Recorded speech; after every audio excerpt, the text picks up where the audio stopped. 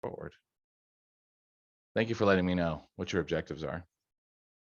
Okay, so the course scenario basically is going to revolve around example corporations. So as we roll through the next 3 days, what's going to happen is that they're going to refer a lot to this example corporation, right? Which is all going to be about like migrating to the cloud and whatnot. And the goal here is that we want to give a little bit more context or a little bit more like business relevance to the services that we're looking at. Like, you know, how is this applicable to, or how could this be applicable to you know, a particular business? So, you know, that's the main focus for having this kind of like allegory or reference. So, you know, in this particular case, to guide you through the process of learning, right? You know, we're going to talk about this fictional company.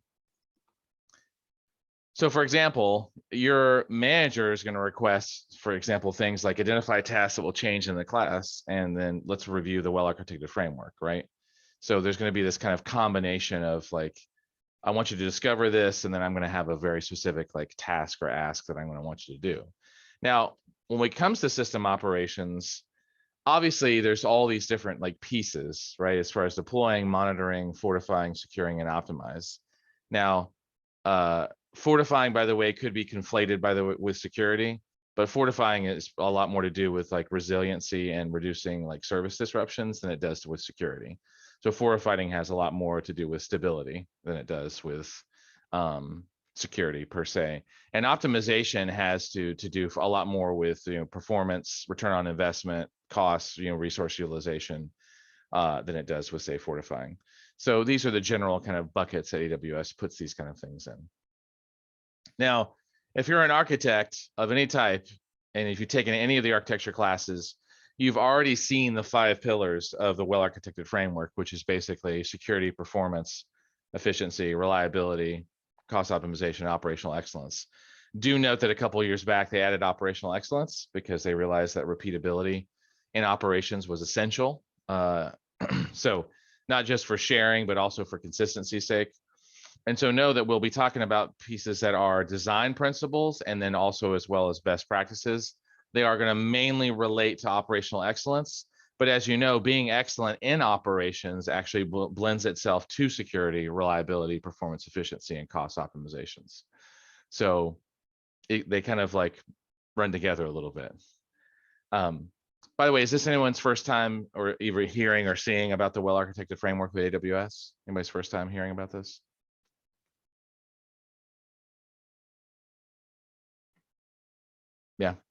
Yeah. So you can find the well-architected framework out there under AWS. So just know that these are a set of like design principles that AWS, you know, wants everybody to use when thinking about how to use AWS. Funny story, if you deal with Azure at all, the guy who primarily facilitated and wrote the well-architected framework left AWS, I think last year, got rehired over to Azure, and he published Azure well-architected framework principles, which sound remarkably like AWS's. So oddly enough, the well-architected framework is broadly applicable to a bunch of cloud infrastructures. So, you know, some general design principles, for example, would be things like, you know, stop guessing capacity needs, test, you know, at production scale, automate, right, as an example. Others would be allowing for evolutionary architectures, so don't do architectures that back you into a corner, that don't allow you to change relatively easy. You know, use data to drive your architectures, and then try to practice, you know, either through game days or some other practice failure response, practice optimization, have hackathons and other pieces that allow you to practice the skills you're looking to optimize. So here are the 5 pillars again. And then again, we're mainly going to be focused on the operational excellence pillar. But, you know, just to give you an idea, design principles such as performing operations as code, making small batch changes, you know, designing for failure, anticipating failure. These are great design principles from an operational excellence perspective. You know, when you look at this also as far as like being prepared, operating and evolving your operations, you know, what are your operational priorities? You know, how do you focus on operational readiness? Just to be clear on this, this isn't necessarily on the exam, and it's a lot of information. But so I just want to frame this up because at this point people are going, wow, Michael, this is a lot. Just know this is preamble. Okay. You don't need to memorize this or lock this down in any way, shape, or form. This is on the architecture exam per se, but not necessarily on the sysops exam. So I just wanted to frame this up for those of you who are like, whoa, right? Other things include, how do you monitor and look at operational health and events? How do you respond to those events? And then how do you consistently learn from those operational challenges and failures and optimizations that arise? Now, there are a bunch of services that Amazon likes to put into these weird buckets around operational priorities and designing for operations and all these other pieces. But the truth of the matter is that you're going to use the services that are relevant for at your company at the time. So AWS has a lot of services for a lot of different things. And you could argue, like, for example, under the operational readiness line, there's like 20 services that could fit underneath there. So this bucket, this categorization doesn't really just do it justice as far as like what you could use to design for operations, what you could use for operational readiness, but it's really just more of a suggestion of services that could fit into those kind of priorities. Same with operating. Obviously, if you want to monitor something, you're going to use probably CloudWatch in some form or fashion. You might use the service health or the personal health dashboard, which will tell you when AWS is going down. The Elasticsearch service, I don't know why they shortened it to ES because nobody refers to it that way. It's not even listed on the console that way, so I'm not sure why they did that. Probably for space reasons. Elasticsearch is a great, obviously, log centralizer and repository for logs inside of AWS. So they're probably using that for log centralization. And then responding to events, I mean, that could be a ton of services, but systems manager, auto scaling, SNS, these are kind of the common services that we use to either notify or actually respond in an automated way to triggers and events. CloudWatch events, by the way, has been renamed to EventBridge. So you'll see that kind of all over the console and system. So just be prepared for that. And then if you want to evolve your operational excellence, you want to get insight into operations, things like, dumping data into a S3 and then picking it up with Athena or QuickSight, or looking at data through CloudWatch dashboards, or even just using a third party are all appropriate. And then if you're sharing kind of standards on how to create repeatability, managing your AMIs through either image builder or Packer or whatever you're using to build your images, standardizing your infrastructure using CloudFormation, obviously committing things to repo either through code commit, Git, or Bitbucket, or whatever, Git service that you're using, are all really, really important. There is, by the way, a well-architected tool that you can use. It's a self-service tool that lets you kind of review and measure the state of your workloads in comparison to Amazon's, latest standards around best practices. It is kind of subjective because you answer questions about your architecture and it reviews what you're doing against the 5 pillars and kind of lets you know how you're doing. It gives you like a workload review and can recommend videos for different pieces. So just know that that's out there.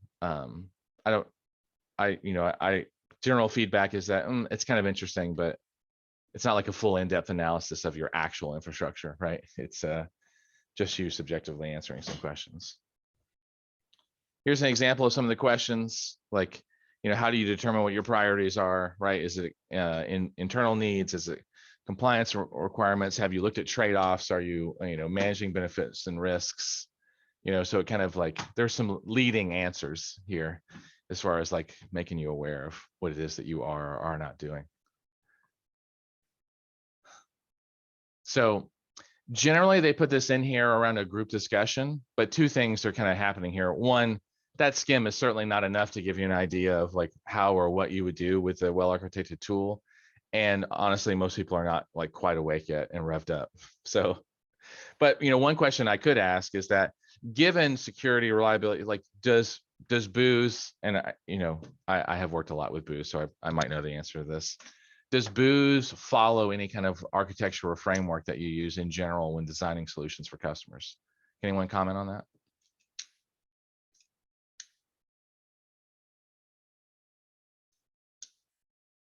TOGAF or anything along those lines? Does anyone know?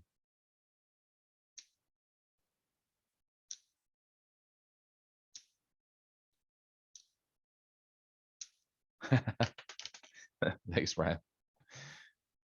funny. Yeah. Yeah, in general, in general, engaging with booze, the standards are kind of all over the place, which it doesn't mean that they're chaotic. I don't think they are, but they are broad, right? It just depends on which customer, how strongly related to the DoD or various departments that they're related to. You may just find that it varies pretty widely. Usually compliance drives their architectural decisions, from my understanding. And not necessarily a set of lofty kind of design principles. Yeah, Sybil, I agree.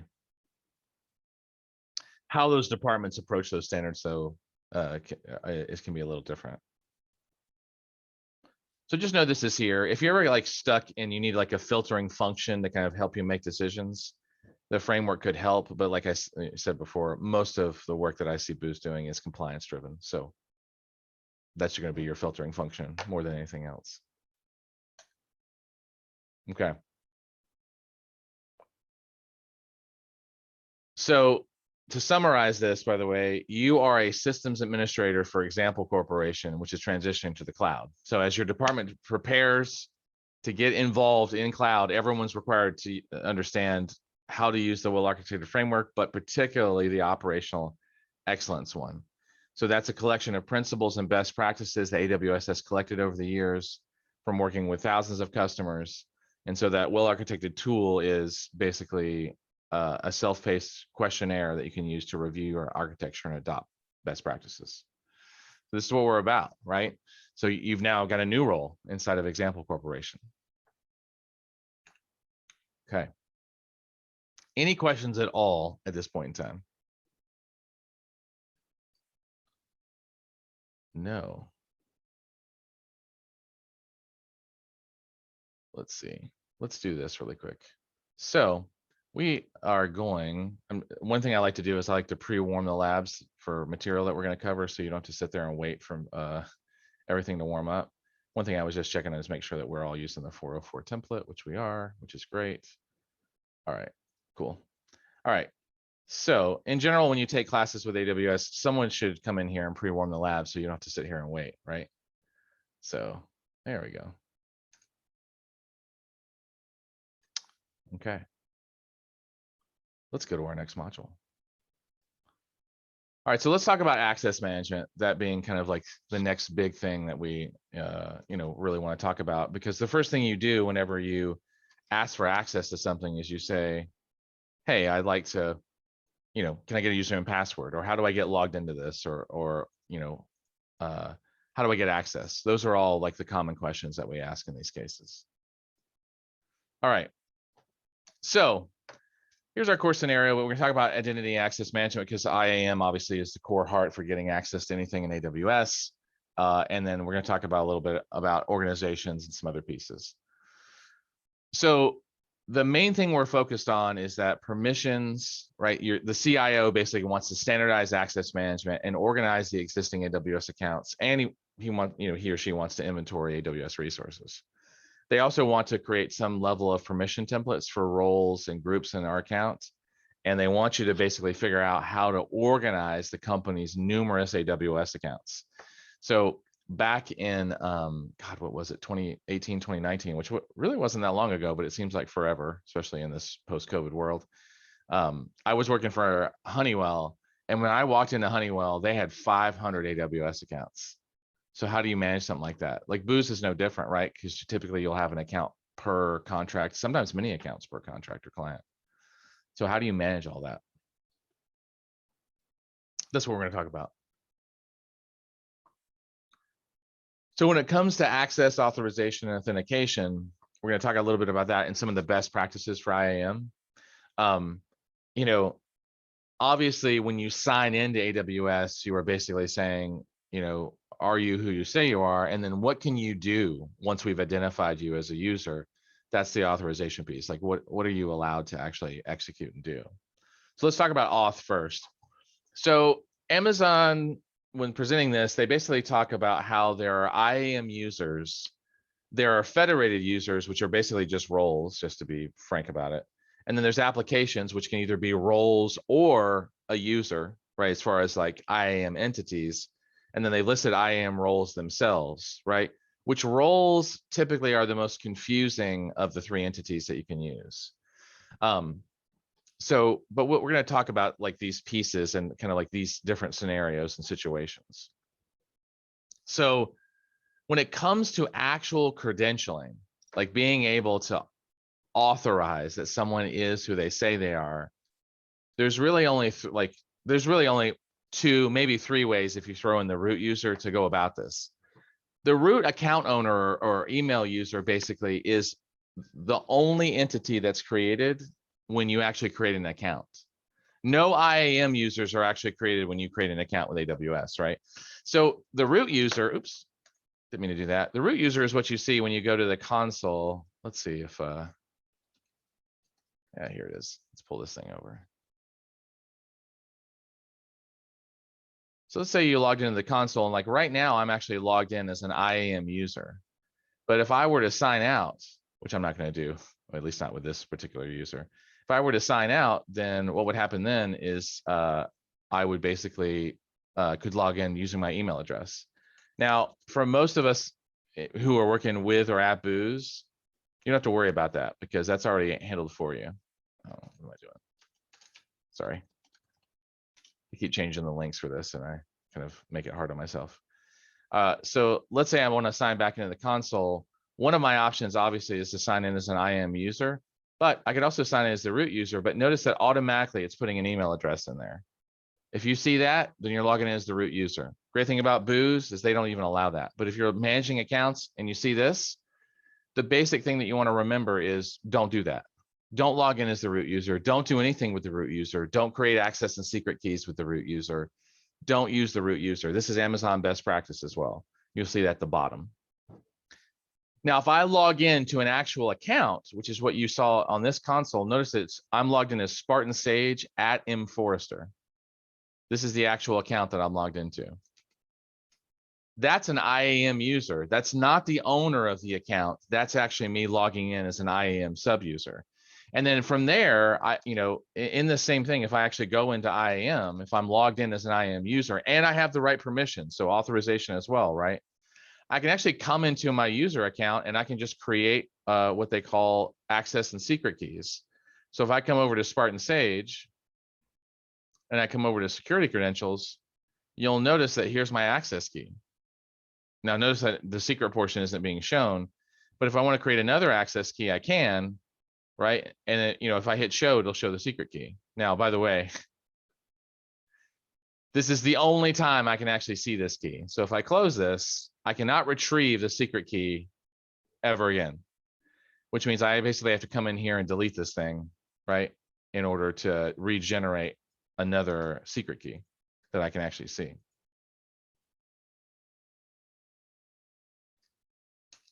Huh.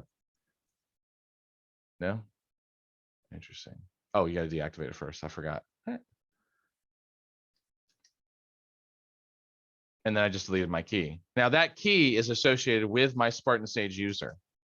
So these access and secret keys are always associated with a particular user. And then we can do multi-factor authentication, which is probably one of the reasons you didn't see me log out, is because then I'd have to pull up my phone, log in, all this other stuff. And even if I log in as the root user in that other page that you saw, it's going to have two-factor or multi-factor authentication on it, right? And that is very much recommended that you actually enable MFA and two-factor. Again, great thing about working out about Booz, all this is pretty much enforced for you. You kind of have to. Now, IAM users is basically an identity with a username and password. You can have access keys. And if you don't assign permissions to an IAM user, 0 permissions. So just know that you actually have to have some level of permissions assigned to a user, because just creating a user means they have 0 access to anything. So, and the recommendation is that give the least amount of privileges possible, right? That's what's recommended. Now, users, if you're in the console, show up as a user entity. So like over here, if I click users, you'll see all the users that I have for like my laptop and for Ubuntu and for Terraform, right? All making sense.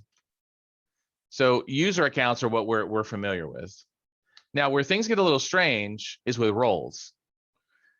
So you can use roles to assign permissions to an actual user.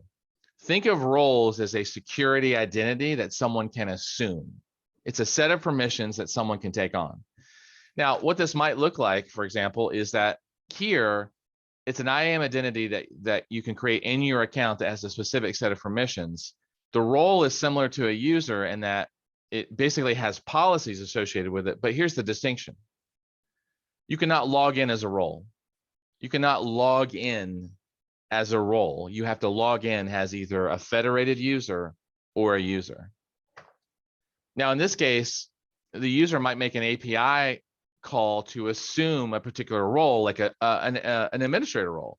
And if you've worked with Linux or Windows, you're familiar with this. You have to elevate your user's set of privileges in order to get, for example, root access or administrator access on a Windows box.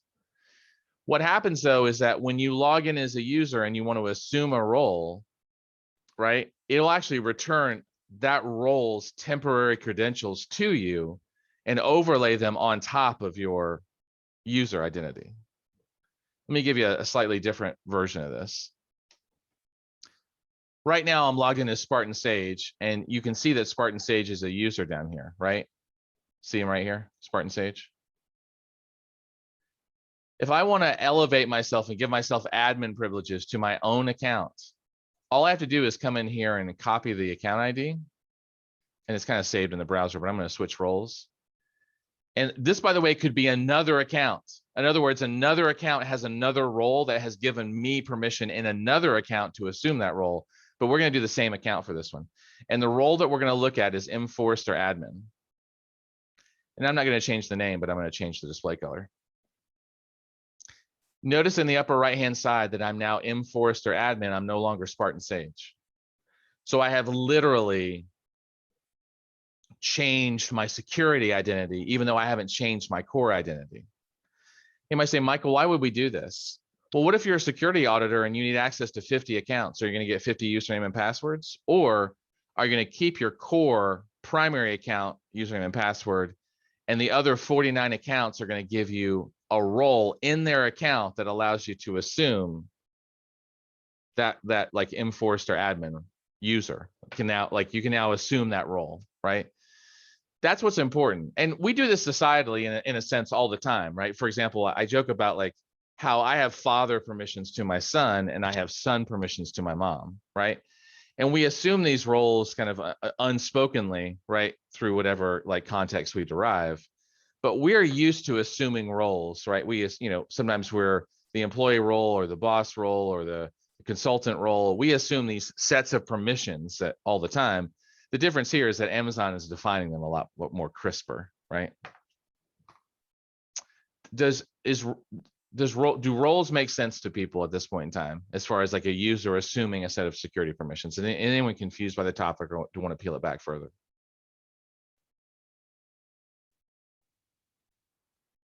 Okay.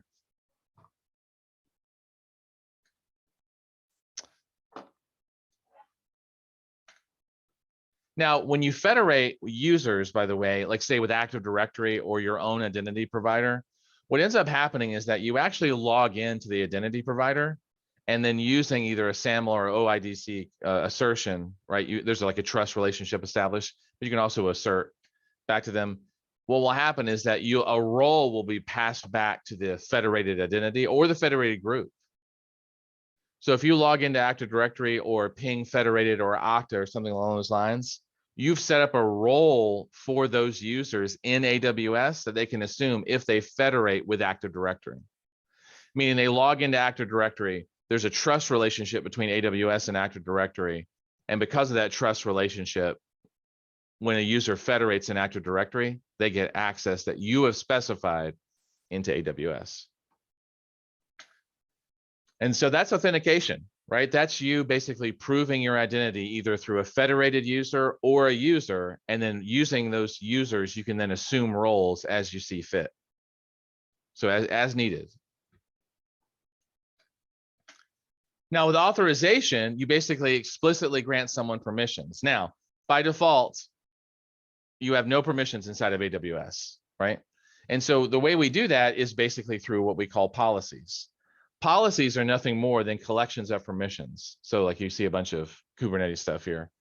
But if I click on this EBS driver permissions and I actually look at, the JSON for what's allowed, you'll see that the effect here is allow for a bunch of EC2 pieces, mainly around volumes and tagging. And it doesn't matter what the resource is. It's not limited to a certain, virtual machine or, there's no EC2 scoping on this. It's basically, I'm allowing things to happen. Here are the APIs I can talk to. Here are the resources that I'm limited to, which is basically nothing. So this is a policy, which, by the way, this policy could have dozens of services or hundreds of services in it. If we look at the administrator policy as an example.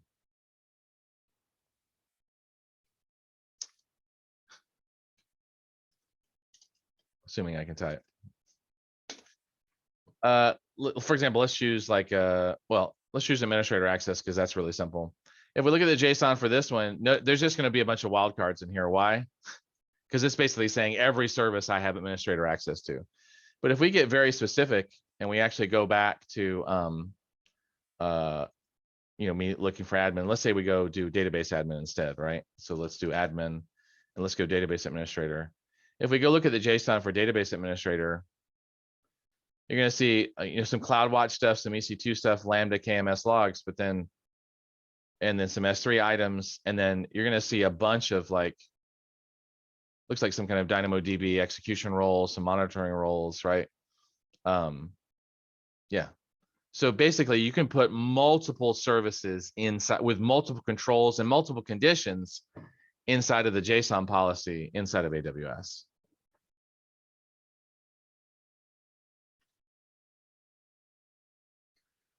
So you can grant permissions to multiple users by basically putting them in the groups. And this is what we've been doing for, decades now. We understand this concept, right? You got a developer group, and if you put a developer in there, their username in there, they get the developer permissions. So what would happen in that particular case is that policy would be attached to the group and not to the user, and the user could belong to multiple groups. So, and what this does is this allows you to very granularly and explicitly control permissions based on the groups that someone's a member of. So instead of assigning permissions directly to a user, you basically associate the policies with the group, which is best practice. You can also allow or deny specific actions against specific resources with specific conditions. In other words, you can say, look, if you're not coming from this IP address, you can't do anything. If you are not within this time frame, you can't do anything. So you can add a lot of security to this. We just took a look at policies just a minute ago, just briefly. But here we are again, and notice the effect is allow. There's only two effects, allow or deny. And by the way, if someone is denied access to something, no amount of allows will allow them to do that thing. You have to remove the deny first and then declare an allow. Because by default, you are implicitly or invisibly denied access to everything. If you go explicit on this and you say, look, Michael cannot touch anything related to EC2, no matter how many allow permissions you put in, Michael will not be able to get to EC2. He will not be able to do anything. Notice, by the way, there's some conditions here as far as multi-factor authentication and what specific IP address was the source for this. So notice there's a 1234/32. That is a very specific IP address, meaning that whoever makes these calls, if they don't come from that IP address, they will not be allowed to modify EC2. So Wesley, that was a great question. You said, what happens if a user belongs to two groups that have conflicting policies, that one policy denies S3 rights and the other allows? So when it comes down to a deny and allow, denies always win. So the aggregate of all the policies will be considered. And if there's a deny in there, that person will be denied. Denies have to be removed before allows will be considered.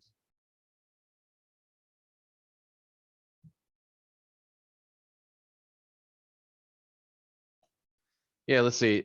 David, let's see. I think it's worth mentioning Bastion servers. To access one server, you'll have to hop onto another server. That's true. This doesn't apply to that. unless you jury rig your servers like through SSM to use AWS to log in. Because the actual logins for the operating system are typically separate from IAM. There's starting to be more and more integration for that, so it's still relevant. So it's a good point.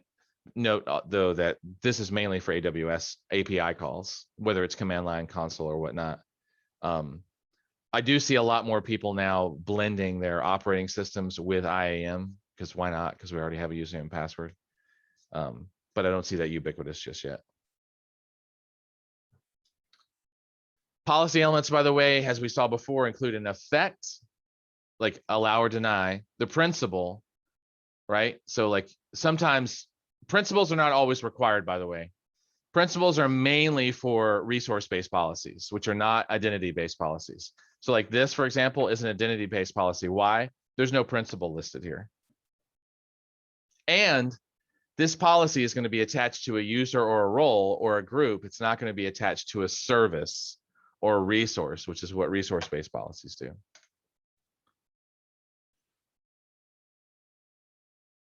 Action, by the way, includes a list of actions that the policy allows or denies. So here, by the way, you can actually see the action in question, which in this case is EC2. And basically any action related to EC2. So it's very specific to service and action. I think there's one we saw before. Where was you? Where were you? Oh, that was probably just me messing around, honestly. Sorry, I'm scrolling through a little fast. You can actually do specific API calls. I think we saw that in the console just a minute ago. And then the resource, like in this particular case, the resource again is just anything, but you could be explicit. You could say only this S3 bucket or only this actual EC2 set of instances, right? And then the condition is limitations. Only US East 1, only this IP address, only if they were using multi-factor, only if they've submitted it through with SSL TLS enabled, right? So, the effect, action, and resource is absolutely required. Like if we go back and look at the administrator policy,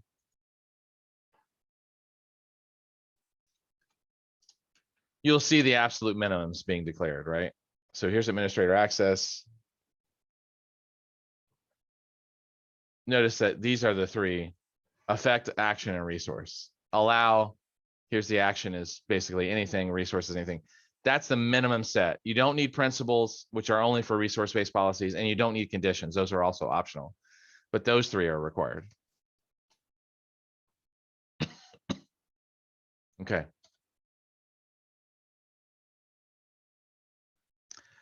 Permissions to pass a role, right? So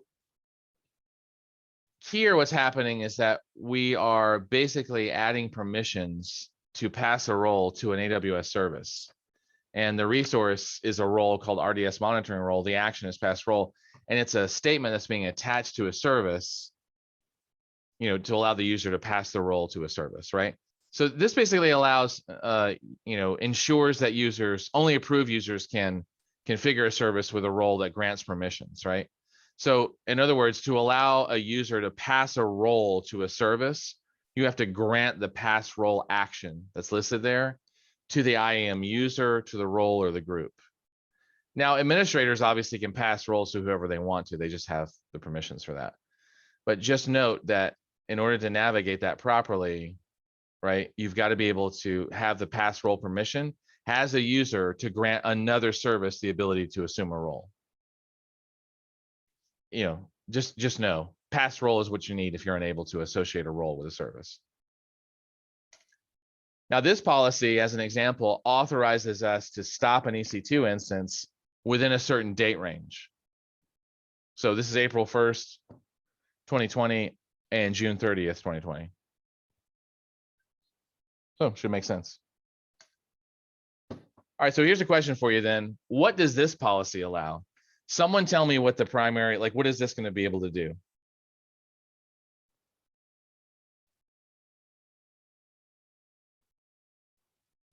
What's the objective for this particular policy?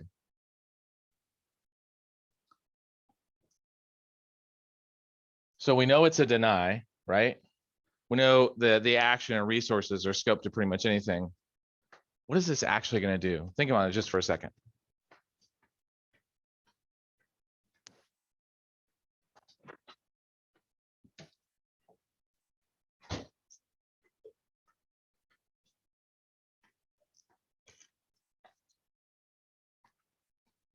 Okay.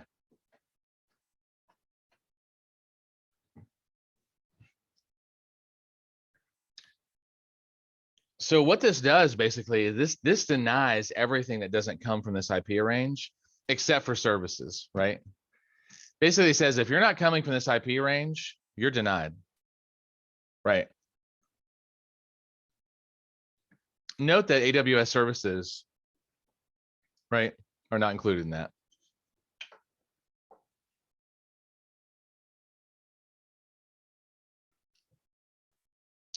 Good. All right, so then what is this role? What is this policy authorize?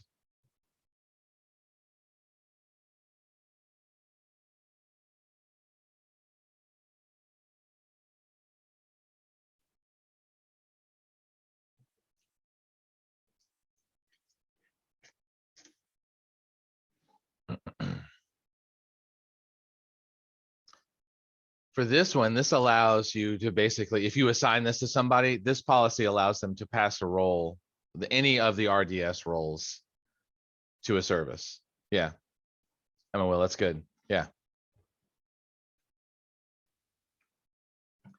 Now, kind of on to like Wesley's earlier question, right? Which is that how do you determine if there's like a bunch of policies? How does AWS determine what's a priority and what's not a priority? So the first question that gets asked is one, is there an explicit deny? If someone has gone in and said, nope, Michael Forrester cannot touch EC2, guess what? Nothing, no allow will allow that to happen. So as you can see here, is there explicit deny? No? All right, good.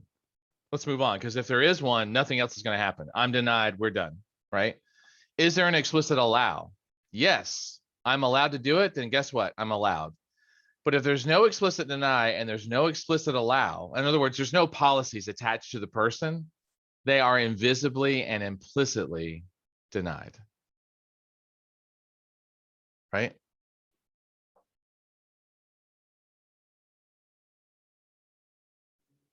Any questions about that precedence there? Okay. Okay. So let's say you log in and or you're an application with a role, right? And you authenticate and you send the access request. Then what happens is AWS quickly evaluates all the policies that you have attached to, or policies attached to the resource. In other words, if you're accessing a service, they might look and see if the service has access. But I just want to be clear about this.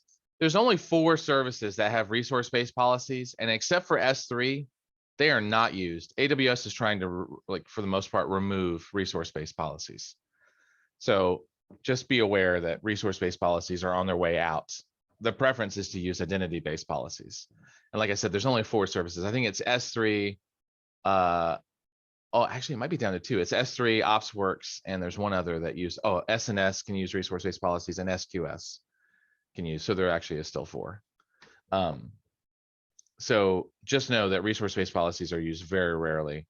That's where you basically put the permission on the service instead of putting the permission on the identity, the user.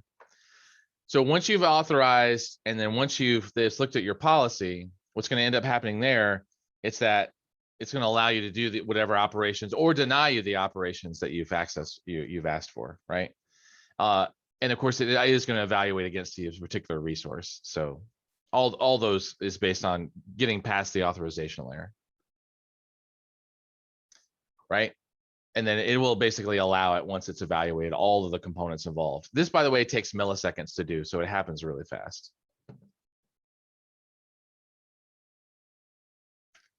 So any questions about any piece of this whole thing about how we go from authorization to authentication, the role of policies in this whole space? Any questions thus far?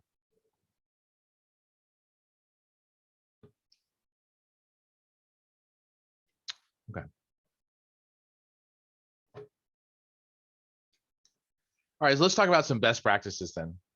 So, AWS has some predefined managed policies. So if we go back and look at the console where I was at just now, if we go back and look at policies, you'll notice that there are some policies here that I created, and there's some policies that a lot of policies that AWS created.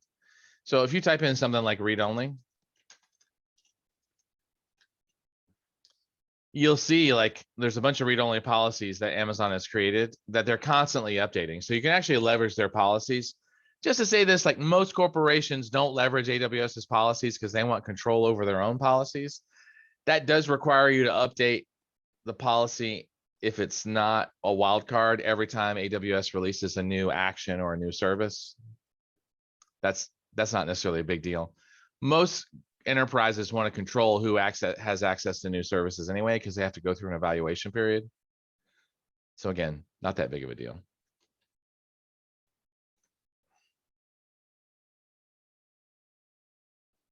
Let's see. Managed policies are maintained by AWS. You can't really modify them. So they recommend that you use their managed policies if you need something like carte blanche, like read-only access to a service or whatnot. It is actually easier, but like I said, most enterprises don't use anything but the read-only policies.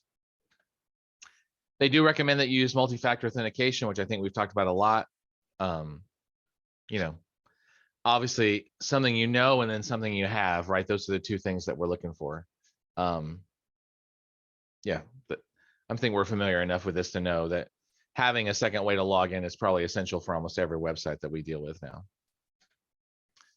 This is an important one.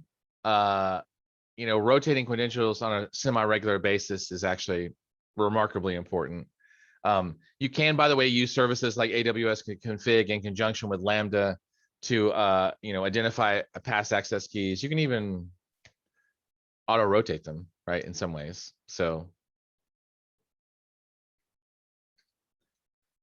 obviously maintaining an accurate user database, particularly on, you know, if you're using a federated system, is probably actually pretty important. Otherwise you might have, you know, someone who has access who shouldn't because they've left the company or some variation thereof. Most companies are pretty good about keeping this, you know, pretty tight. Here's an IAM credential report, by the way, which basically allows you to see like when everything was last used, where did it come from? Do they have MFA enabled? Like all those kind of pieces. So just know that you can actually get really detailed reports from IAM to find out like what's going on with users. Obviously, this can all be pulled through API as well. There is the policy simulator as well. Which will allow you basically, and there's also the access advisor, which will basically, you know, advise you on access. But there are, the policy simulator will basically allow you to basically evaluate policies and find out if a user can get access to a particular service. This is really great also for organizational service control policies. And then if you're really trying to get fine grained, the policy simulator will allow you to really kind of kick through this. All right. So our original request from our managers that permissions across all of our environments must be consistent. So then, you know, obviously following best practices to distribute desired permissions, how do you grant the level of access that you grant? How do you create permission templates in the past, right? So I guess the question is now is that, can we create consistency? Like, is that something that we feel like we could do now, right? Do we understand the best practices? What if we want to discover someone's level of access? Do we feel like we can do that? And I think the answer is yes, but I'm not pressing you for questions yet. I'm going to let you wake up just a little bit more. Good. Any questions about IAM or anything that we covered here?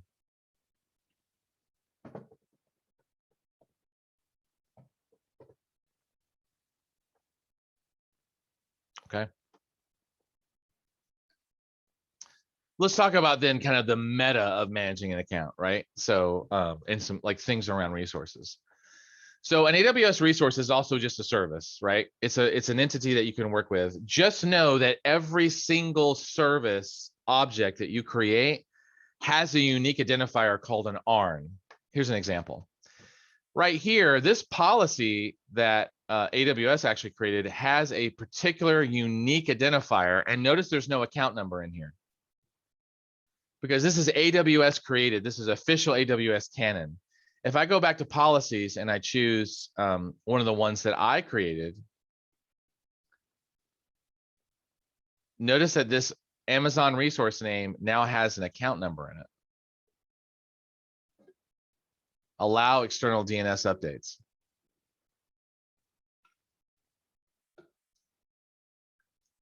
Right?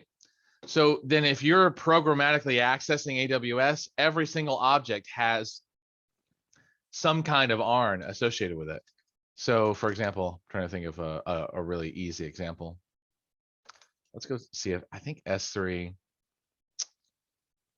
Oh, I don't know if I've looked at S3's ARNs on the line. Let's pick one.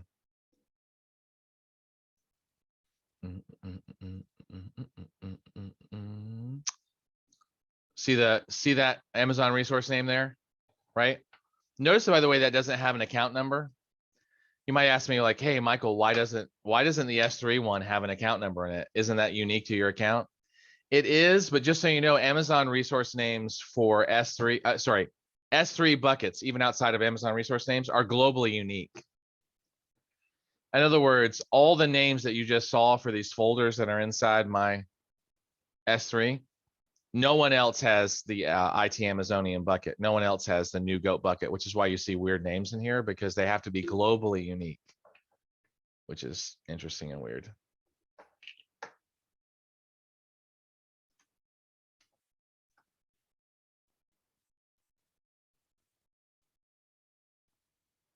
Okay, so a resource is just a service. Every single object that you create inside AWS has an ARN or an Amazon resource name. Doesn't matter if it's an EC2 instance, an Amazon block store, a role, an entity, doesn't matter, okay?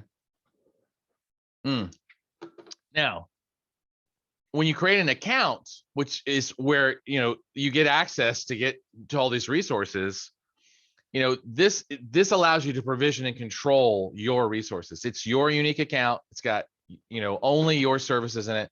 Nobody else obviously can see what's in your account, right? And so we're familiar with this. Now, organizations is a service that AWS provides that allows you to aggregate accounts together. Now, I'd be like, Michael, why would you want to do this? Well, one, remember that if you're in a large organization, and especially if you're dealing with external customers, you might be managing AWS accounts that are just for that customer on their behalf. In addition, let's say you don't have external customers. You're probably got a bunch of projects inside your large organization, and you might want to segment them by account. And so, and even within just a single product, you might have what they are showing here, which is a development account, a test account, a production account, and a shared services account. That could be common as well. No issues with that. And even in small companies, this is typically what I see is there'll be multiple accounts that have different roles inside of the company.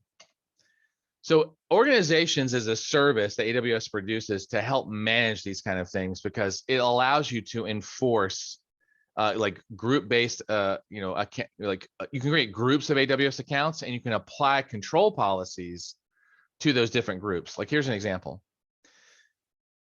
Here you've got the top level kind of management account. This is the organization's control accounts. And underneath it, you've got a number of different accounts. There's 6 accounts here. Where are the accounts? Well, let's do a little annotation here just to make sure everybody can see it. So the accounts are actually down at this level in red. These, in a sense, are groupings, right? So this is an organizational unit, this is an organizational unit, this is an organizational unit, right? And then up here are the policies, sorry, that's in blue, but that's okay, I think you get it, that are being applied to the various organizational units. So individual policies can be applied to different organizational units. Think of this as just a way of grouping up accounts. That's all it is. It's just that simple. So putting your accounts inside of an organization, which by the way, just starts with you basically creating an organization, like activating the service in one of the accounts, and then inviting the other accounts to be part of your organization. And they have to say yes. You can't just force them to be part of it, right? They have to say yes to that. And once you do that, you can apply these service control policies down to each of these individual organizational units or the accounts individually, which is what's happening here with this one.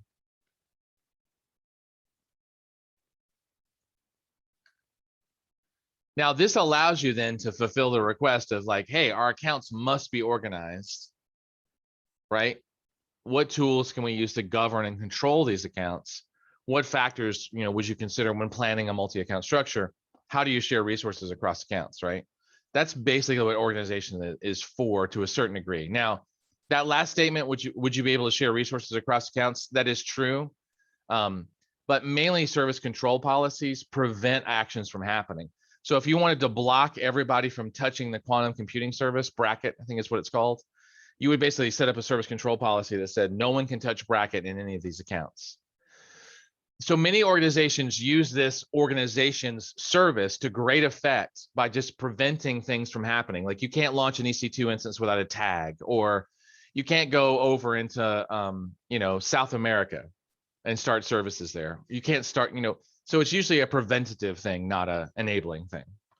In order to actually enable access to a specific account, you still actually have to go into that account and grant permissions. SCPs do not enable access, they only block access. So organizations, as far as from that perspective, has a little further to go. It only blocks access, it does not enable access. Okay. All right. So we discussed how to use IAM, users and roles, how to federate that, what policies look like, best practices around using groups, least privilege, not using the root account, right, if possible.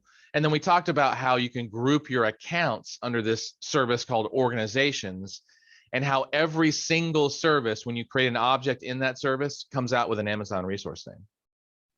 So pretty cool, right? Any questions at all about anything that we just talked about that you're like unclear or want some clarification on?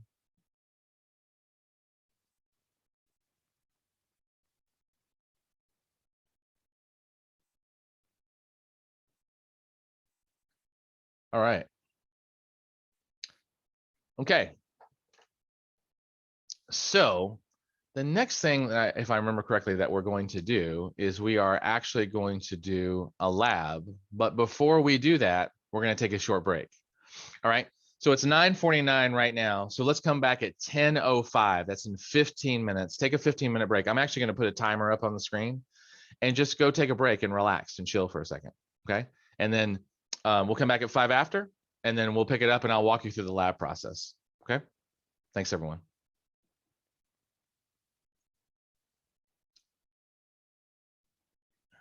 Okay. We are back. Let me get signed back in. All right. Thank you, by the way. Some of you shared information with me. I just as a thing, unless you tell me it's private, I might make a public comment about the thing that you share with me. So, because sometimes people frequently send me private messages, they actually intend to be public. So I just want to check and make sure. But if you want it to be private, just let me know. Let's see. A couple of things is that one, we are going to be doing this first lab, which you can actually see on the screen. As a reminder, this is actually happening at webage.quicklabs.com, which I'm going to repost that link in the chat for those who haven't seen it yet. It is using your booz email address. If for some reason you don't have the login or didn't get the confirmation, excuse me, just go to webage.quicklabs.com and log in with your Booz Allen email. And what it will do is when I say log in, you can just say forget password, put your Booz Allen email in there, and it will send a reset password link back to you. Now, we touched on this a little bit earlier at the very beginning of class. But what happens is that once you get in here, it'll say My Learnings for you, and you just click on My Learnings, then it'll show the class. You click on the class, and right now you should only see the first lab active. What you're going to do is that when you click into the lab itself, you're literally going to see this, right? Which is actually pretty cool, because when you click on Start Lab, what will happen is that because I pre-provision the labs, it should open right up. Just know that if you come in here by yourself, it might take anywhere from 10 to 30 minutes for the lab to pre-provision, and it will be eating lab time while it does that. So just something to be mindful of. Now, from here, this is where we're going to spend the next 30 minutes. They usually give you about 2 to 3 times the amount of time that you actually need. And then this is the actual lab environment. And these are actual AWS accounts. They're not your accounts. They're custom created accounts just for your usage while you're in this particular lab. And so what you'll do is you'll see all the stuff around how to start the lab, which you just saw me do. And then if there's any login errors, it'll say this. I will mention that if you're on VPN or you're using Edge or IE, it doesn't always work that great. So you might want to stick with either Chrome or Firefox, just as a suggestion. It says 45 minutes. It's usually a 30-minute lab, just so you know.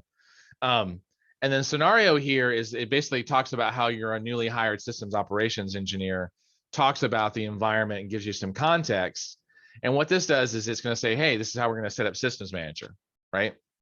And so you're actually going to go through and start configuring and clicking through systems manager. Now, this is very recipe driven. It is meant to give you access to a console that you can actually like click around in, mess up in, and not like fear any mistakes.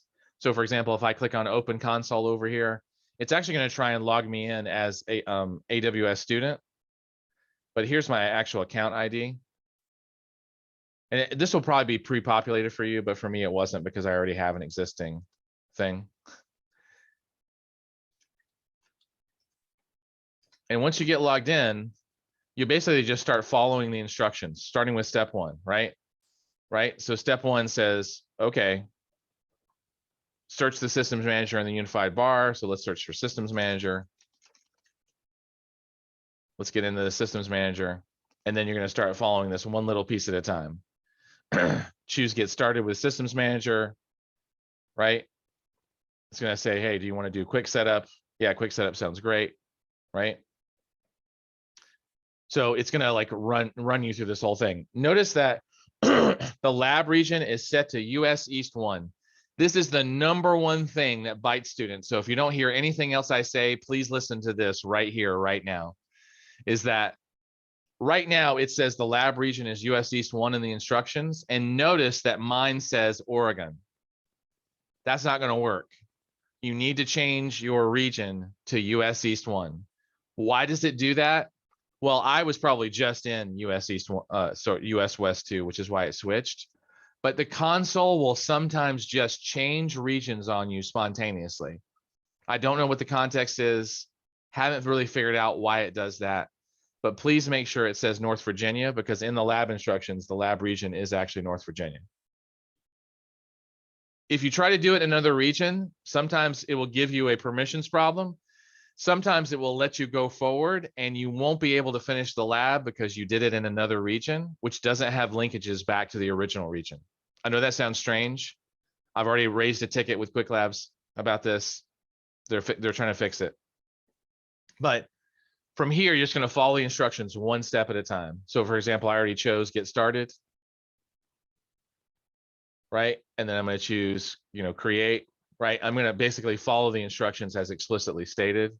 And that's it. You're going to follow the instructions and really look at what you're doing. If you're into the automation section down here, or documents or some variation thereof, and you're creating a configuration, look at what you're doing. Just really take your eyes. And it's going to take a second. If you don't work with systems manager a lot, it's going to take you a minute. But that's what we're going to do basically until about 10:45, is that we're going to be working on like doing this lab to basically create cross-role access and responses. Okay. So that's it. That's what we're going to do. So you're going to follow the permissions step by step. Sometimes the console is a little different. So if it says create and there's a button that says create configuration, just think about what we're trying to accomplish, right? And ask questions, because I'll be here to answer questions for you. Okay. So go ahead and dive into this. Start running through task 1, start running through task 2. I believe there's only a couple of tasks here. So this is a 30-minute lab, so it should be relatively short. Yeah, there's 4 tasks, right? Enable config to create a compliance rule. Task 4 is to create a rule to audit permissions. And task 5 is to explore the inventory collected by systems manager. Okay. So Is everyone, by the way, logged into webage.quicklabs.com or in process to logging into webage.quicklabs.com?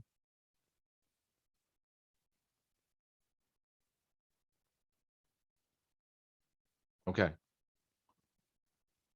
Sounds like everyone's headed in the right direction. All right, so let's go forward. Let's do lab 1 and then work through it. Let me know if you have any questions that pop up. All right.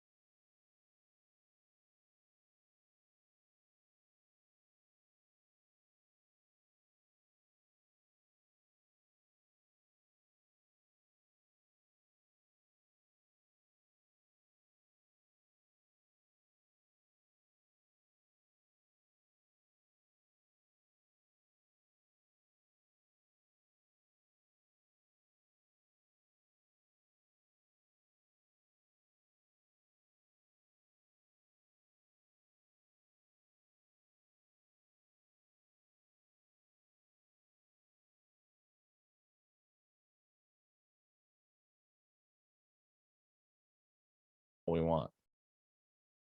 So just note that here underneath the config file is all the configuration information. Under credentialing is all the sensitive information. So know that every person who uses the command line has to either specify that on the command line or it's configured inside of these files that are all under the .aws directory in your home directory. Okay. Good.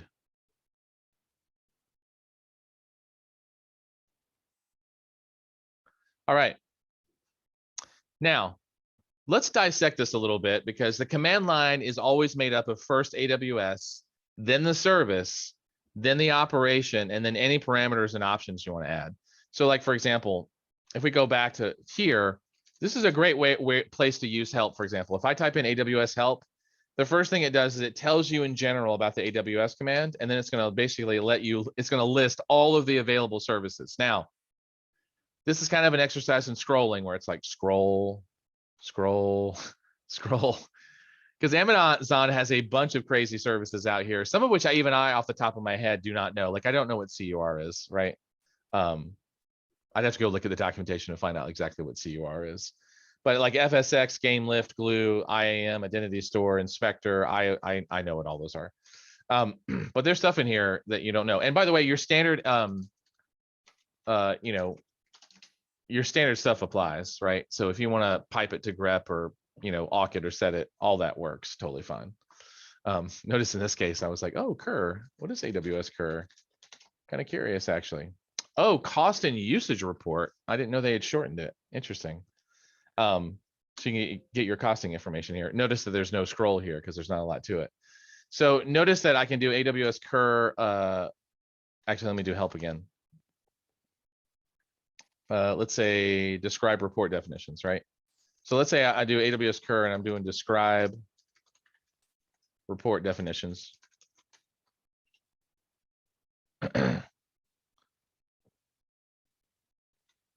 Oh, did I do that wrong? Oh, I forgot in this. Excuse me. Notice that every time you add help, it gives you help about the tier that you're at, right? So, and literally at the end, they typically offer examples. So if you're looking for examples, they're typically offered at the end as well. Now, using the command line is a very specialized thing. So do note that you will frequently have to go to the command line documentation. Real easy to find. You can actually just literally go out to any Google kind of search bar and just type in AWS CLI documentation. And I have to say the documentation for the command line interface is actually pretty good. Amazon does a really decent job of documentation and and again, nothing's perfect. So don't let me give you the impression that somehow it's absolutely fabulous. It's not. Any documentation is inherently out of date almost the minute it's written.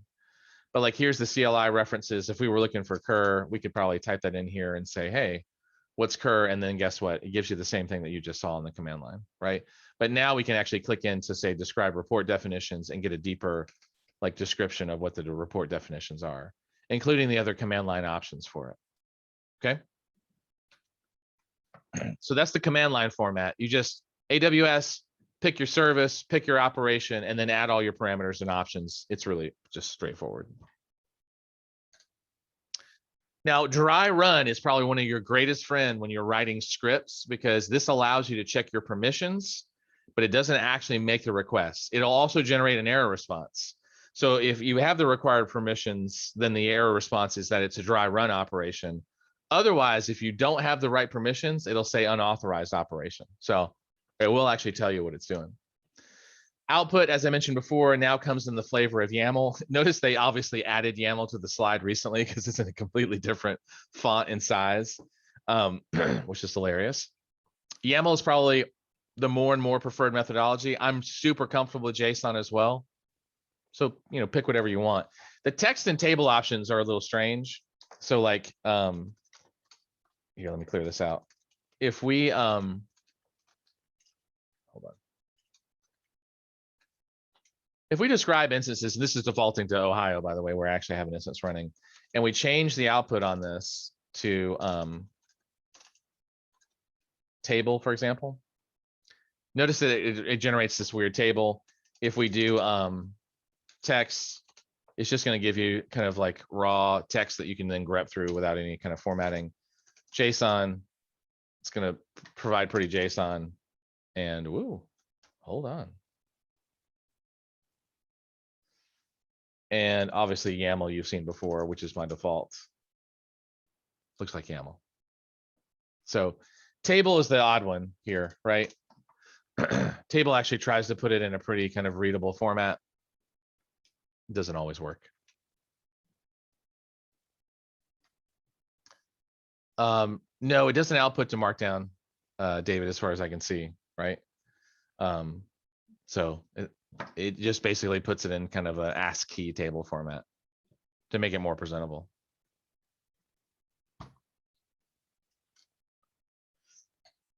And so that's the CLI. So CLI access, by the way, can actually happen through Session Manager. Session Manager is a subproduct of the Systems Manager. This allows you, by the way, to securely connect to instances without having a bastion or jump host, right? Basically, you can control access to instances through IAM. It'll track all user activity. And so this is a Systems Manager tool. And let me be clear about what I mean by that, because we haven't really touched on this, is that if we go over, wow, I'm a little out of control today. If we go over to the console, and let's say I type in Systems Manager. Systems Manager, just so you're horribly prepared for this, is about maybe 12 different subservices, of which Session Manager is one of them.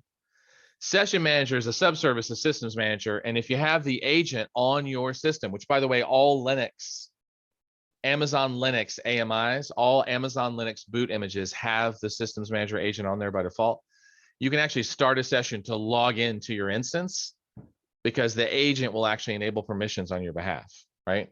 So this will allow you to basically replace jump boxes by using this Session Manager to securely connect to instances of interest, okay?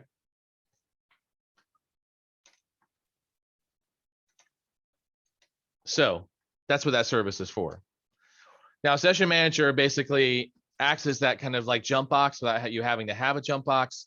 It does actually come, it's a fully managed service, by the way. You can actually improve the security posture of your managed instances by actually using what's called private link, which is basically just a NIC, a network interface card that is literally on your VPC. This allows you, by the way, to privately talk to Session Manager and keep those conversations super private and use a private IP address without having to like route through a NAT gateway or any other pieces like that, right? You can actually just use an interface endpoint. You don't necessarily have to have a NAT gateway to get out to the internet. You can just get out to Session Manager. Now, the benefits are it's centralized access and control with IAM policy, no Bastion hosts. All the logging goes either through CloudTrail, S3, or CloudWatch. And so it can be a great option if you're not already set up to use Bastion hosts, which a lot of people are, honestly. You can do single step access to, either PowerShell inside of a Windows box or Bash inside of, or whatever, CSH, doesn't matter. It can do port forwarding, and it does do cross-port platform support. So you don't need a SSH client for Linux or an RDP connection for Windows Server. So Session Manager is the first of the systems manager services that we're talking about. So this allows you to just increase your security posture and simplify without having to do Bastion hosts. Now, what about automated resource discovery? Now, before I go forward, does anyone have any questions about what you would use Session Manager for and why it might be appealing?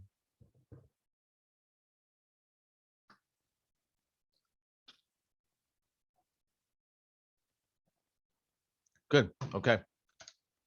Now, Systems Manager allows you, by the way, because of its large breadth of services, it allows you to centralize operational data from multiple sources, right?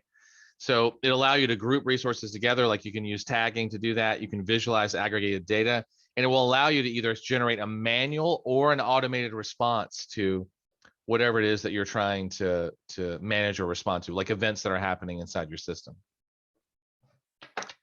Config, as you just saw, is a managed service that allows you to support these kind of responses because it'll do resource inventory. It'll keep a configuration history of things that have changed in your AWS account, and it will notify you if something changes.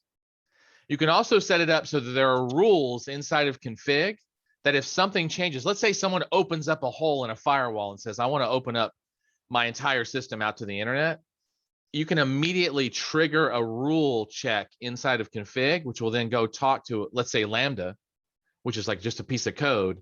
And that code will go in and shut down that hole in the firewall so it's not happening anymore.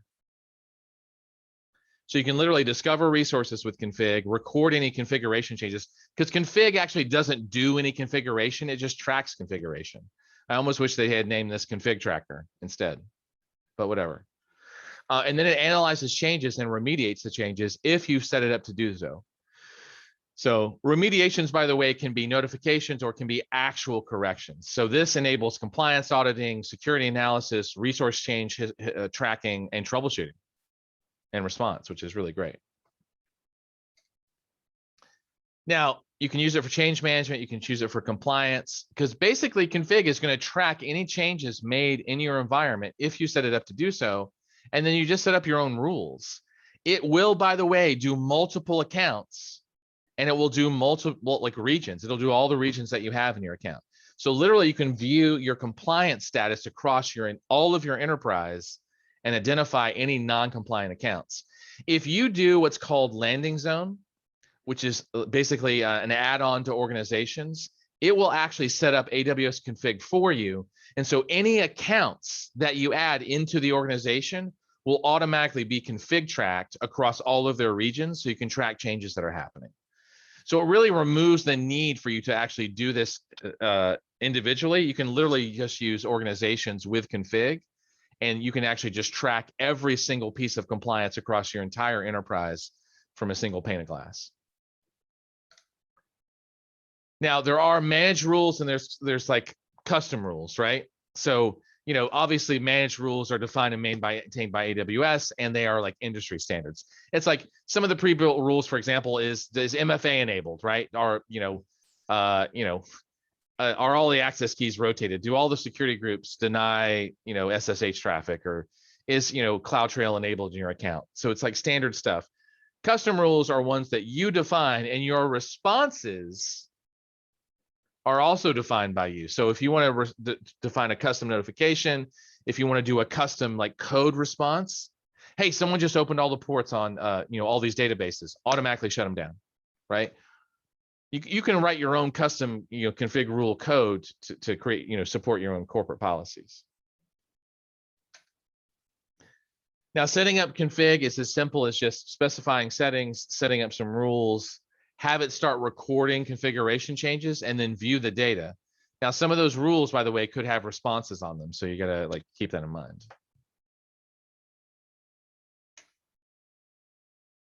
Okay, so that's like compliance and like, status tracking, change tracking, basically.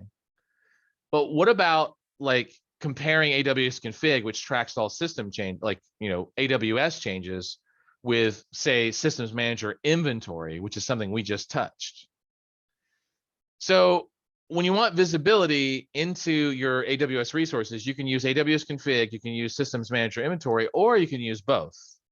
The difference is that AWS config is a fully managed service that will provide you with resource inventory and configuration history.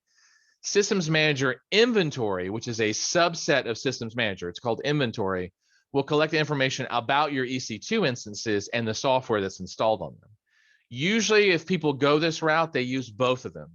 They use the systems manager inventory to gather information about the operating systems that are out there, and then they push that to config and allow config to respond to the information as it's gathered.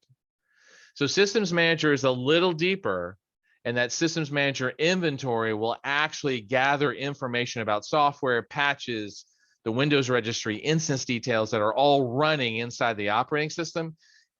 Config does not actually see inside the operating system, so there is a little bit of distinction there.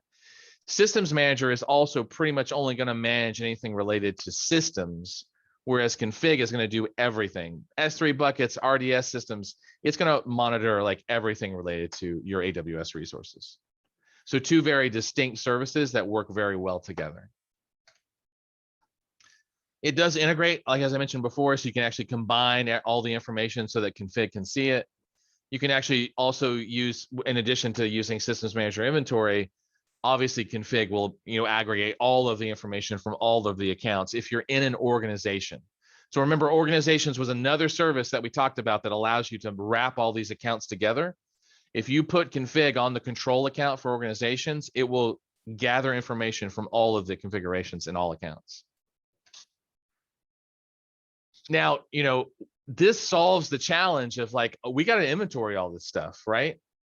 And so here we can use both systems manager inventory and config to just track all this information.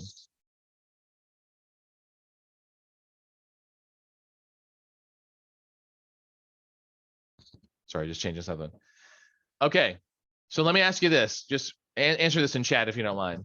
If I wanted detailed information about the operating system, I wanted to track and get in inventory that information, would I use AWS config or would I use the systems manager inventory service?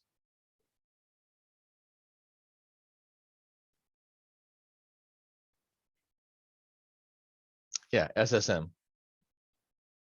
Sorry, that was sent just to me. I got several private messages around just systems manager. Good. If you wanted to basically track configuration changes across multiple accounts, would that be AWS config or would that be systems manager inventory?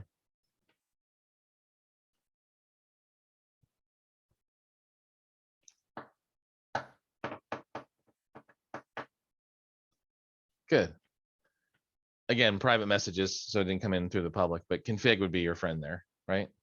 By the way, what systems do you use to track systems inventory now, right?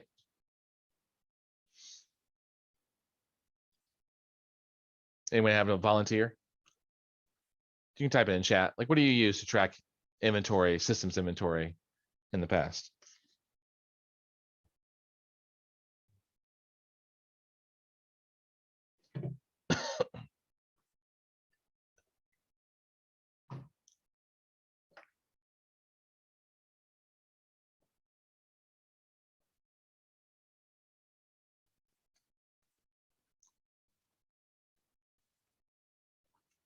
Okay.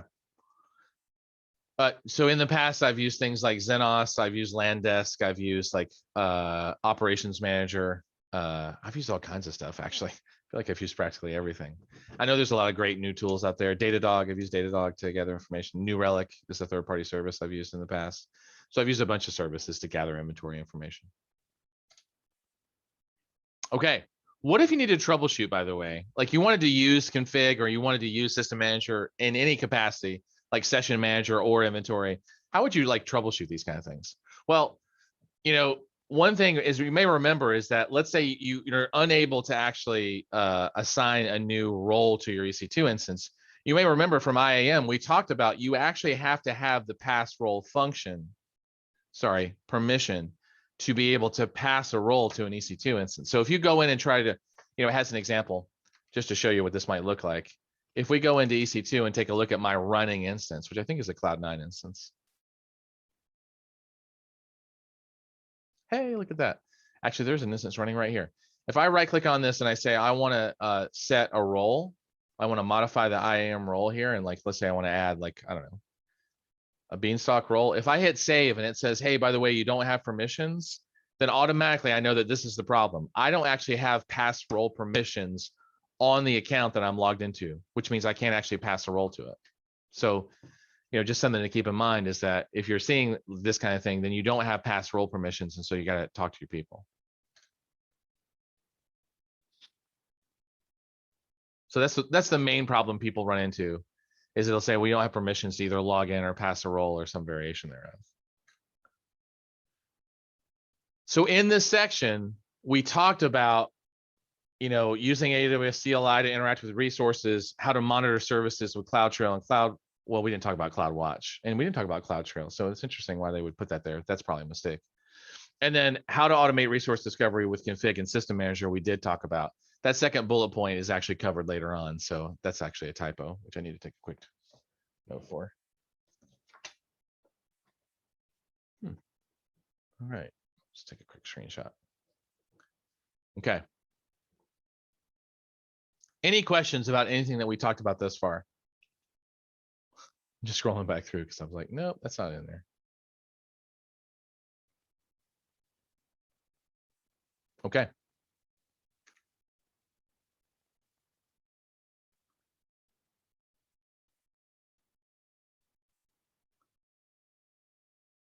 Let's talk about deploying and updating resources then. So this will probably be the last 45 minutes of class. We're going to stop pretty much straight up at noon, regardless of where we're at. So good. Just want to make sure that's going to be that. And then we'll resume at 1:05. I know that sounds weird, but usually I come back at 1:05 and resume. Yeah. Okay, let's go forward. So in our scenario here, we're going to talk about operations and deployment, some things to think about when it comes to tagging, how to use AMIs, like developing deployment using AMIs, the control tower / landing zone thing that I was talking about before, and then a troubleshooting scenario. So there's a couple of requests here from our like fictional CEO is that we're basically being asked to track resources through their life cycle. Like, how do we track them from creation, running, and retirement? Like, how do we go through those things? How do we deploy applications consistently? And how do we simplify the creation? Like, how do we create a vending machine for deploying internal AWS accounts for our use only, right? So, system operations, has to, be compliant and standardized, has to create repeatable infrastructure, has to create trackable and versioned infrastructure, and has to basically, do like challenges around monitoring and whatnot, because monitoring is vital to maintaining a healthy infrastructure. Now, when you deploy a tagging strategy, and tagging strategies are important because you want to track resources through their deployment lifecycle. Is this in production? Is this in development? Who owns this? What's the billing code? Is this retired? Is it slated to be retired? Like, it's important to tag because tagging allows you basically to do reports and control against your resources. Without that, your level of reporting granularity and your management granularity is just not going to be there. And that includes cost allocation tags. And if you're creating infrastructure as code using Terraform or Ansible or whatnot, how about including automated tags such as who owns it, what's it for, is there a ticket number associated with it, is it production, is it not production, has it been patched, what's the operate, it's like there's so much, it's better to over tag than under tag, as long as everybody agrees what the tags are. Tags are basically just key value labels that you apply to your AWS resources. So there's a huge white paper, by the way, on tagging best practices. But in general, you're going to prefix everything with a colon, example corporation in this case. You're going to have the key, and they're going to define a value. Like environment type here equals development is a key value combination. So this allows you to manage, search, filter, troubleshoot, do all kinds of stuff. So there's tons of reasons, even beyond this, to actually tag your resources. It could be because you're troubleshooting. It could be because you're trying to do allocation. Who's responsible for the resource? Who started it? Is it in compliance or is it out of compliance? There's so many, right? Now, when you decide to gather requirements to define a tagging strategy, make sure that you include operations, development, architecture, security. Start small. And my recommendation is just make everything lowercase and maybe use dashes in between for spaces. Otherwise, don't go crazy with like doing camel case. And remember, what would an intern on day one be able to actually do with this information? So try to start small, start consistently, start applying it consistently across your enterprise, but don't get super wrapped up in complicating your tagging strategy. Just tag. Doesn't matter if it's Python case or snake case or camel case or whatnot. It doesn't matter. Just start tagging. Here's a recommended tag naming convention. So AWS will predefine some tags. And then notice here, there's some customer tags, and this is a company name, example core, but you could put project here. Project is a great reason to like put a prefix on a key. These are just keys. These aren't even values, right? When you do cost allocation tags, by the way, with align them with your financial reporting dimensions. In other words, you can specify tags as cost allocation tags in your billing and cost management console, and then you can add your custom tag elements to your billing data. So this helps you, by the way, organize and track your AWS spend. Remember that cost allocation tags are point in time elements. They will only appear in your spreadsheet only after you've specified the tags. In other words, from the moment they don't exist, you won't see any report. So if you add something on the 2nd of the month, all of a sudden you're going to see those tags show up because you added them on the 2nd of the month. They're not necessarily like retroactive, right? Here's some best practices for cost allocation tags, which are just very similar to like resource tagging as well, is that align them with, cost and accounts and allow multi-value tags. Avoid multi-value tags and just tag everything. Don't put like 5 values in for a tag because it's going to be hard to search on that. Create separate dimensions if you need that, right? The other thing around like multi-value tags is that first you got to do post-processing in order to filter it.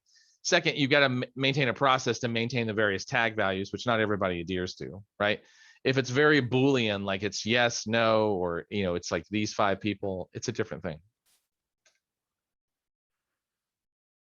Now, when you want to automate resource tagging, right? If you're using Terraform or Ansible, a third-party tool, insert it into your process. If you're using CloudFormation or the service catalog, or even, you can actually, or OpsWorks, you can actually just enforce tagging as part of your creation process. But with your local IAM policies or with your organization policies, you can actually force people to tag and say, look, don't start any instances unless someone has put a phone number tag in there, right? No phone number tag, instance isn't going to start. In addition to all of those things around tagging, you can actually use this thing called the resource group and tag editor to create logical groupings of your resources. For example, you could do all of the production application stack, all of the QA application stack, and you could do that for each of your project stacks. Resource groups inside Systems Manager are a great way to like group things together. So in addition to tagging, you can actually literally create resource groups that group pieces together. You can actually group services together relevant for the project in question.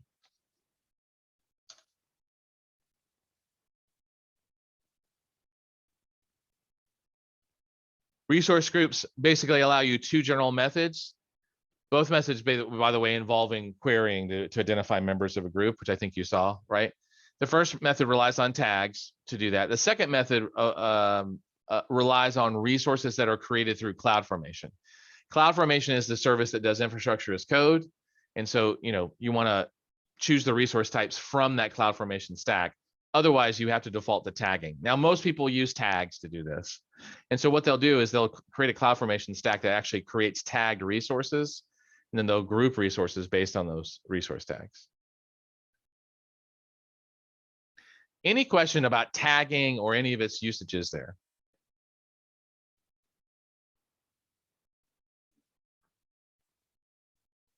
Okay. All right, so what about then this other thing?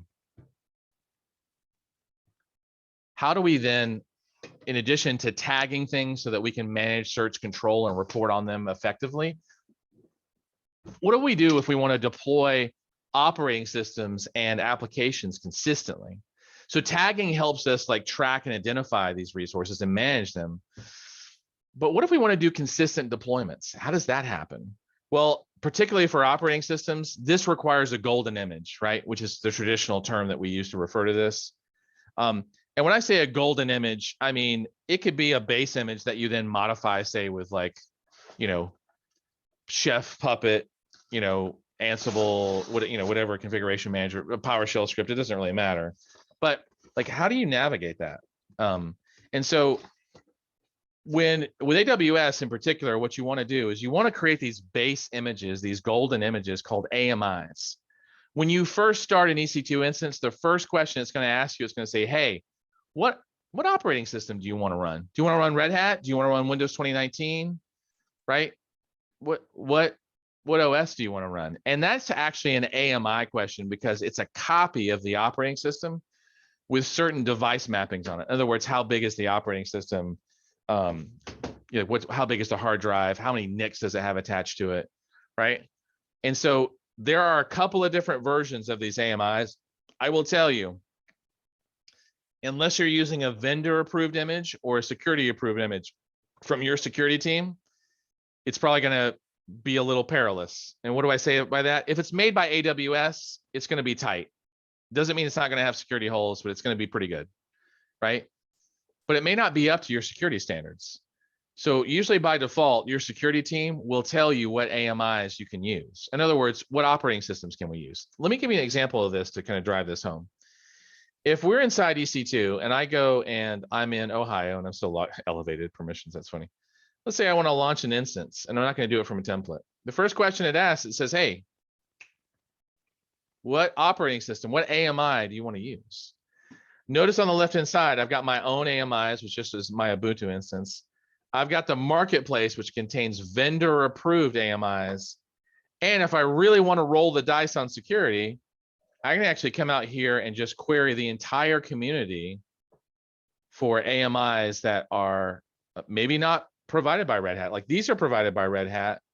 Are there others here that are not provided by Red Hat? Absolutely.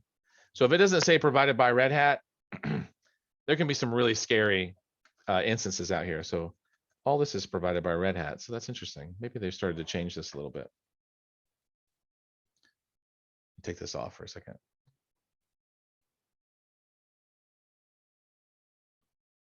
Yeah, some of these, I don't know actually who built them, but most of these actually look like official images now. So Amazon's been cracking down on people who just randomly sharing AMIs. So it seems like they've gotten a little bit more free form. Good. But if it doesn't say like provided by Amazon or provided by Ubuntu, right? You want to be very careful. In that particular case, I would actually stick with the official images provided by, AWS, Red Hat, Microsoft, that kind of thing. Okay. But if you're looking for a third-party vendor, the marketplace is where you would find it. So for example, I wonder if they have a checkpoint out here. Right? So if you were using Checkpoint or Fortinet, right? All security functions, you can find it out here. BSD, I don't think they have. Oh yeah, look at that, free BSD. Just so you know, by the way, Amazon doesn't really support any Unix. So you're kind of at your own peril for this to a certain degree. Obviously this works, otherwise it wouldn't be out here, but obviously this release may be having some problems. So just know you generally want to stick with Windows, Linux, and Mac OS. Although most people are not running Mac OS in the enterprise, it just depends on what you're doing. So first question they ask you, what operating system do you want to run? That's the AMI, okay? Now, when you start these AMIs, you can actually configure them at boot time, which means the AMI already has its configuration baked into the image. It boots, and as it boots for the first time, you can actually run what's called user data on it and actually change it. Now, I just want to mention, this is also where you hook in a third-party configuration system. So if you want to hook in Chef and Puppet, this is where you do it, right? You want to run Ansible playbook, this is where you would do it, is in the user data. You could also just bake your image in with already having connectivity to Chef, Puppet, or whatever, and then just change the role here, right? But just know this is actually a custom service that Amazon created. Well, they based it on a couple other things, but they created for Windows in particular, but Linux, it was pretty much already there. It's Cloud Init, which is, I think, an Ubuntu thing that they came up with, Canonical came up with, if my memory is correct. And you can put like bash data, you can put PowerShell data in here. When the system boots, it's going to read this data and execute the commands that you've told it to execute. So it's pretty cool. You can, by the way, modify the user data to be reevaluated every time you restart your system. But just know by default, this is only read upon first boot, first creation. So after first creation, this data is typically not read again. You can force it to be reread every time you restart your EC2 instance, but that requires some custom jury rigging on your part. It's not an AWS function.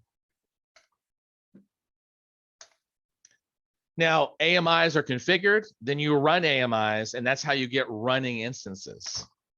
Now, creating an AMI, if you want to create an image, is just as simple as basically identifying the instance that's running and then pushing that in and say, I want to create this as an AMI. It will literally snapshot the running system. Usually it will reboot it, right, to ensure consistency, and then it will register it as an image. So when you're running like Packer, for example, it will literally boot up a virtual machine, make the changes to it, and then register the image and push it out to AWS, right? Similar instance here is that if you do it through the console and say, or command line, you say, I want to create, or I want to take this running instance, which is configured the way I want it to, and do like configure it that way, you can convert that into a running an AMI. But word of caution, by taking a running system and converting it into an AMI, is that repeatable? If you manually configured that instance and you're now converting it into an image, how do you make changes to it? How do you repeat it? How do you share it with other people? These are important questions. So just know that while it's tempting to boot an instance and manually configure it, snapshot it, and then make that a bootable image, that's not a repeatable process. So that's not the best way to get to scale or collaboration or version control. It's better if you were to do this inside of a Chef, a Puppet, an Ansible, or a Packer. Boot the instance, let Chef, Puppet, or Ansible configure it, and then convert that into an AMI. Because that way, at least you've got version control with Chef, Puppet, Ansible, or whatever tool you're using, right, to manage your operating systems. So just word of caution. Every disk, by the way, that's attached, C drive, D drive, /root, /var, whatever number of disks you have attached to an instance that you create an AMI from, if you create an AMI from it, it's going to basically, like, I wouldn't say copy, but it's going to have that number of disks attached to it. It is going to image all of the disks that are attached to it.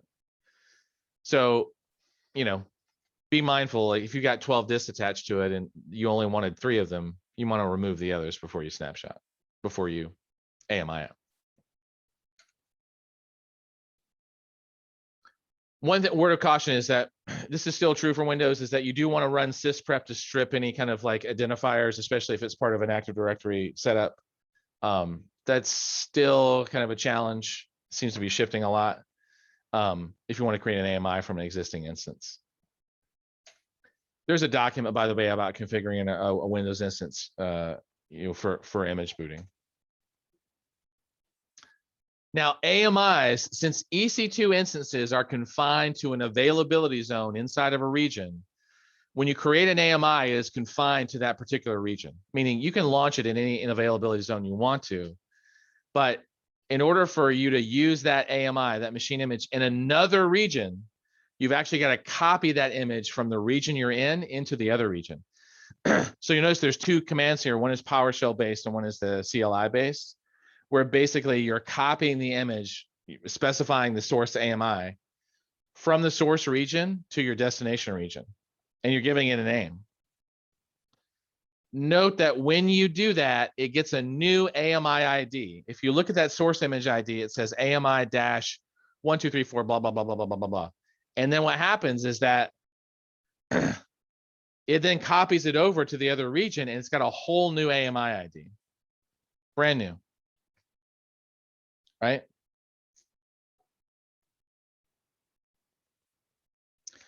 Now, in order to use this, most people use either Packer or some other image creation tool to create these images. And usually those tools will also distribute the images across multiple regions. Excuse me. Amazon also has a service called the EC2 Image Builder that will allow you to create images using a step-by-step process. This service actually just came out about 8 months ago. And just to tell you this, when Amazon first releases a service, it's production ready, it's solid, but it doesn't necessarily have all the features that you want. This service is evolving very quickly into maturity. But I got to tell you, most of us are using Packer or some other service to solve this problem. But I just want you to know that the image builder is there. I'm not going to dive into it. And even AWS doesn't, because there's one slide here. But it will allow you to create golden images for AMIs. And you can actually do on-premise formats like Hyper-V or VMware ZSX or OVF. But just know that they do have an image builder service that will allow you to create images. It's very limited in functionality from my perspective. It's not as good as like a Packer Ansible combination. But just know that it's there.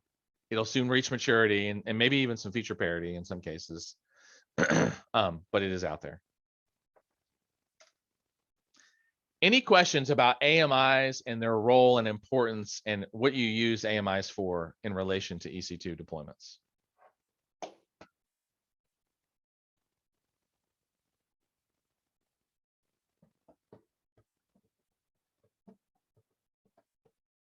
Okay.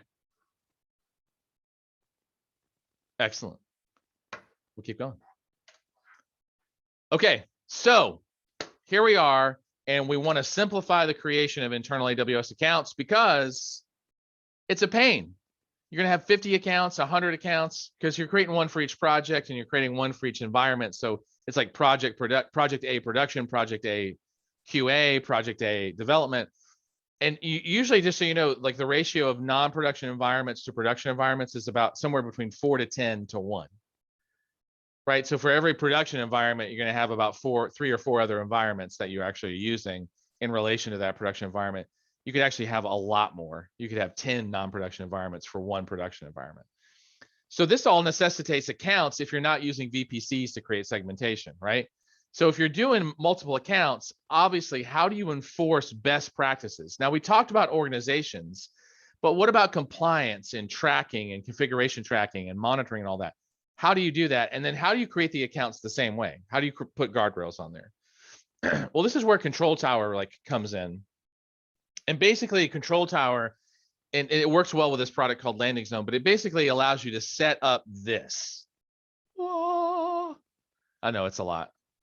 Just take a second. Stick with me for a moment. In the upper level, what that is that is the control account or the management account.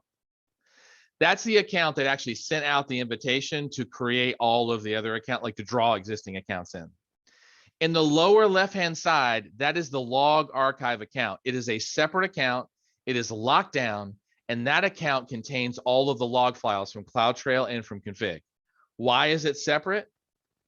For security reasons, right? Limited number of people should have access to at least like do anything with the logs other than view them, right? The audit account, which is the account in the lower center, that account is 100% a security account. So this account is all about setting baselines, notifications, how to create cross-account roles, and is a CloudWatch aggregator. Now, on the lower right-hand side, this is where all of the accounts are created. There could be 100 accounts on that lower right-hand side. Notice there's multiple instances. Every account that is created here automatically starts sending security information and compliance information to the other security accounts. This automatically enables single sign-on, as you can see in the upper right-hand side, and it creates a service catalog. You're not familiar with service catalog, but think of service catalog as a vending machine for templates that you've created. So you can literally like send your users a service catalog and someone says, hey, I got a new project. I need a new account. If they have authorization and permissions, they can actually create a new account using the service catalog and get an account for their project. And you don't care if there's 5 or 5,000 because you've got compliance information and enforcement, you've got billing information and enforcement, and you've got all the logs and tracking monitoring that you want on those accounts, because this is what Control Tower provides for you. It allows you basically to instantly do all of the best practices around account creation like that, right? It's perfect. I say perfect. It's not perfect. That was a lie. I'm taking that back. It's fabulous. It's not perfect. Nothing's perfect, at least in this space, although it is good at what it does. All right, so guardrails, by the way, could be prevention and could be detection, right? In other words, you can block actions and you can detect actions that are non-compliant. And so with service control policies, you basically say, look, you don't need quantum computing because none of us are in the business of quantum computing. You can't even start the quantum computing service. If you want that, go talk to us and we'll provide an exception to you, right? Detection says, hey, someone keeps trying to start the quantum computing service. Is this a hack or is this a legitimate user trying to start a service? So AWS config will help with the detection pieces, and service control policies will help prevent things from happening. Obviously, we prefer preventative guardrails. You know, it'd be funny if I like left quantum computing open and I saw people start up 10 quantum computing qubits and I'm like, why didn't I just block that? Right? I prefer prevention if possible. Okay, so that solves this problem. How do I simplify the creation of internal AWS accounts? Let's use Control Tower, get completely like compliant vending machine of AWS accounts. That's what this whole conversation was just about. Control Tower allows you to basically create a compliant vending machine for not just accounts, but also other services as well. Okay, questions about Control Tower in any way, shape, or form?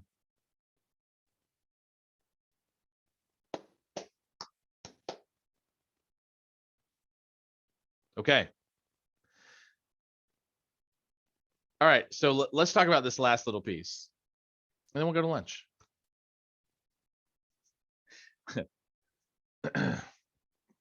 Not that lunch is important, but I definitely, you know, we're kind of like waking up.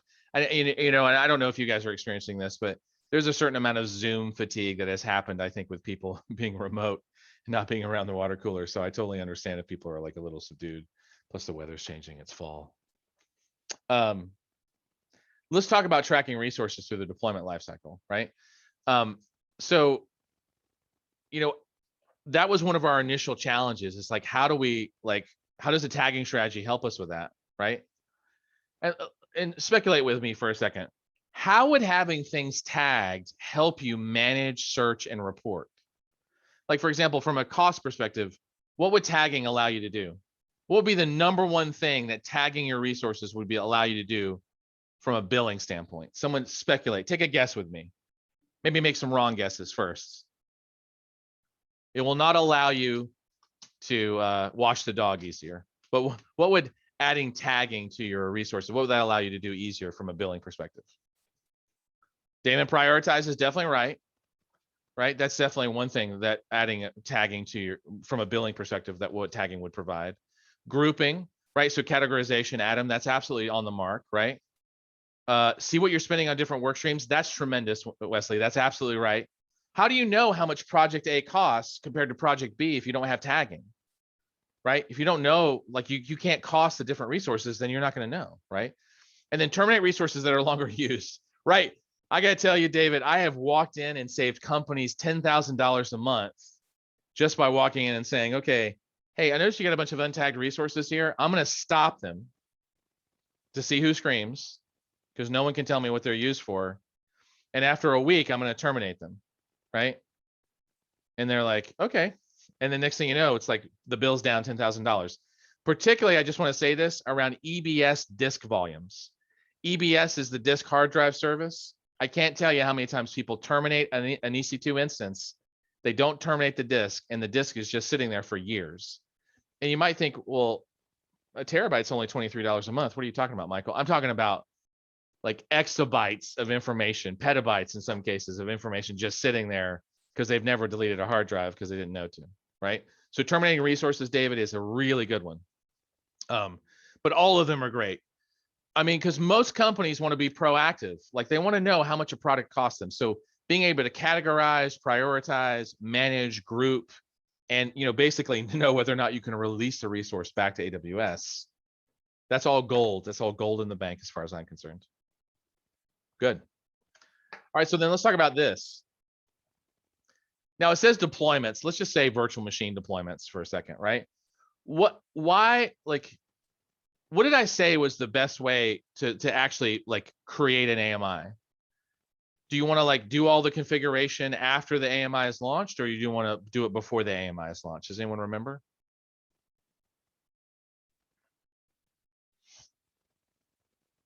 In other words, do I want to bake most of my stuff into the image, or do I want to make most of my stuff when the system boots after the image, right?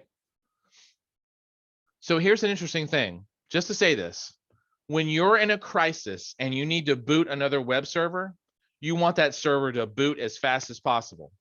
If that server boots and it has to go talk to Chef, Puppet, Ansible and run 15 scripts in order to install, you've just increased your boot time from 2 minutes to 10 minutes. If you're sitting there bleeding because your web servers are failing and you need to add another web server to the mix, you want to put as much into the image as possible, if you can, right? And it's not that you can't do it afterwards, because maybe boot time isn't a consideration.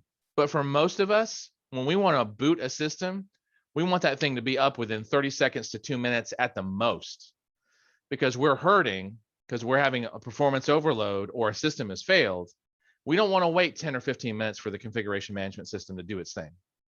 So, there are lots of use cases where you want to do it after the image, but most use cases, you want to put all of your configuration in the image ahead of time, already done, and then put your particular role information after the system boots and keep that as small as possible. There are systems out here on Amazon that will boot in 15 seconds from cold start to availability. That's amazing. Most of us are going to land in the 2 to 3 minute mark. And even that seems like an eternity when you're trying to alleviate performance pressure. Okay. The other thing about doing it that way is making sure they're repeatable. So I just want to make sure we emphasize that. And then obviously simplifying the creation of internal AWS accounts. We just covered that in detail, right? Use a vending machine that is compliant, standardized. It's going to provide the same kind of guardrails that you need. Okay. Questions about any of those like asks that we have now know how to solve to a certain degree?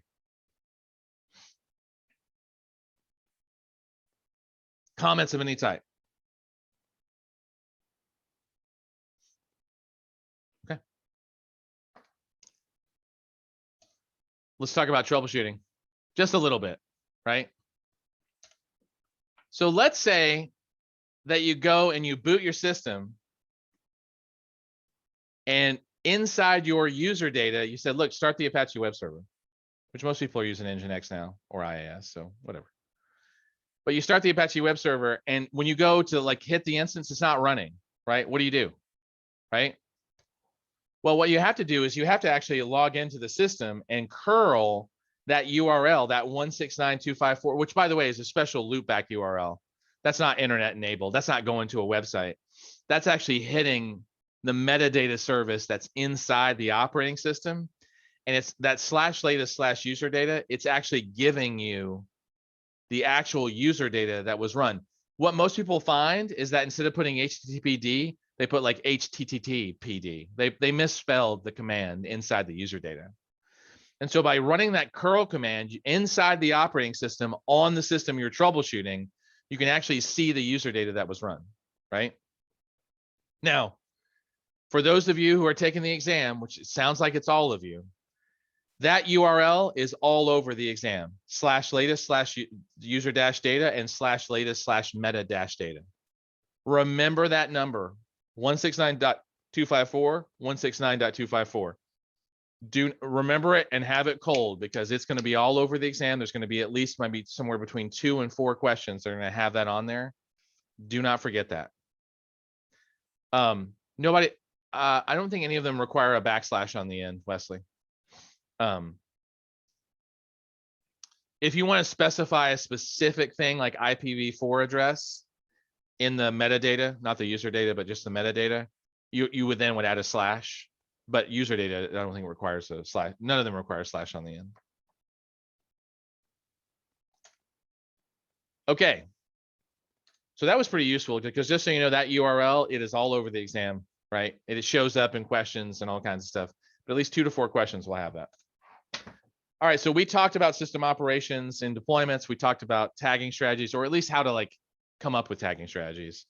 It's kind of a little misleading, because it's more like just involve all of your people, standardize as much as possible, try to cover environments and accountability and anything around billing. And that's going to be unique to your organization. There is a huge white paper on tagging strategies. I say huge. It's like 15 pages long. It's dense though. And then we talked about deploying using Amazon machine images. And we talked about like the general, concepts around control tower, which is like a vending machine for accounts.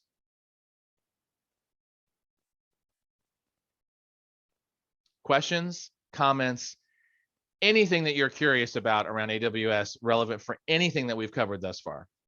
Does anyone want to talk about anything?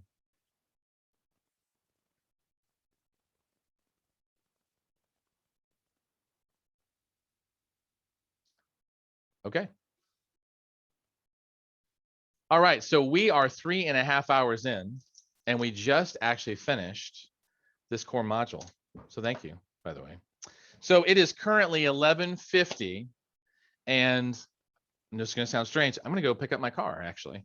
And then we're going to meet, and I try to use odd times, right? So it's a little off the hour.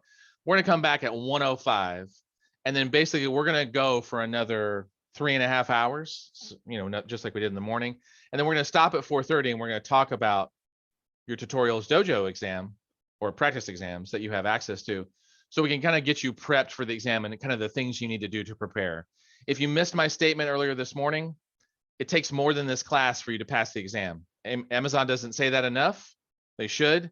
This class will get you 60 or 80% there, and we're going to talk about the remaining 20% that you need to do in order to pass the exam. Okay, that's it. So floor is open for questions, comments.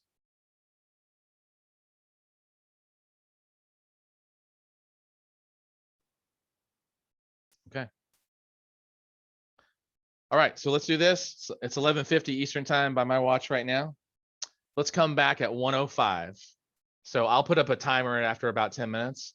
But let's come back at 1:05. We'll pick up the remaining of the lecture, and we'll do some more labs this afternoon. So thank you for participating, everybody, and I will talk to you in just about an hour. Have a good one.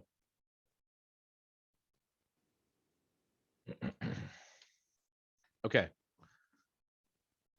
So let's talk about managing resources. And we do have a lab associated with this. That'll probably be our last lab of the day. And then know it again at 4:30, we're going to stop and pivot, and we're going to run through some questions, right? To kind of get you primed around the certification.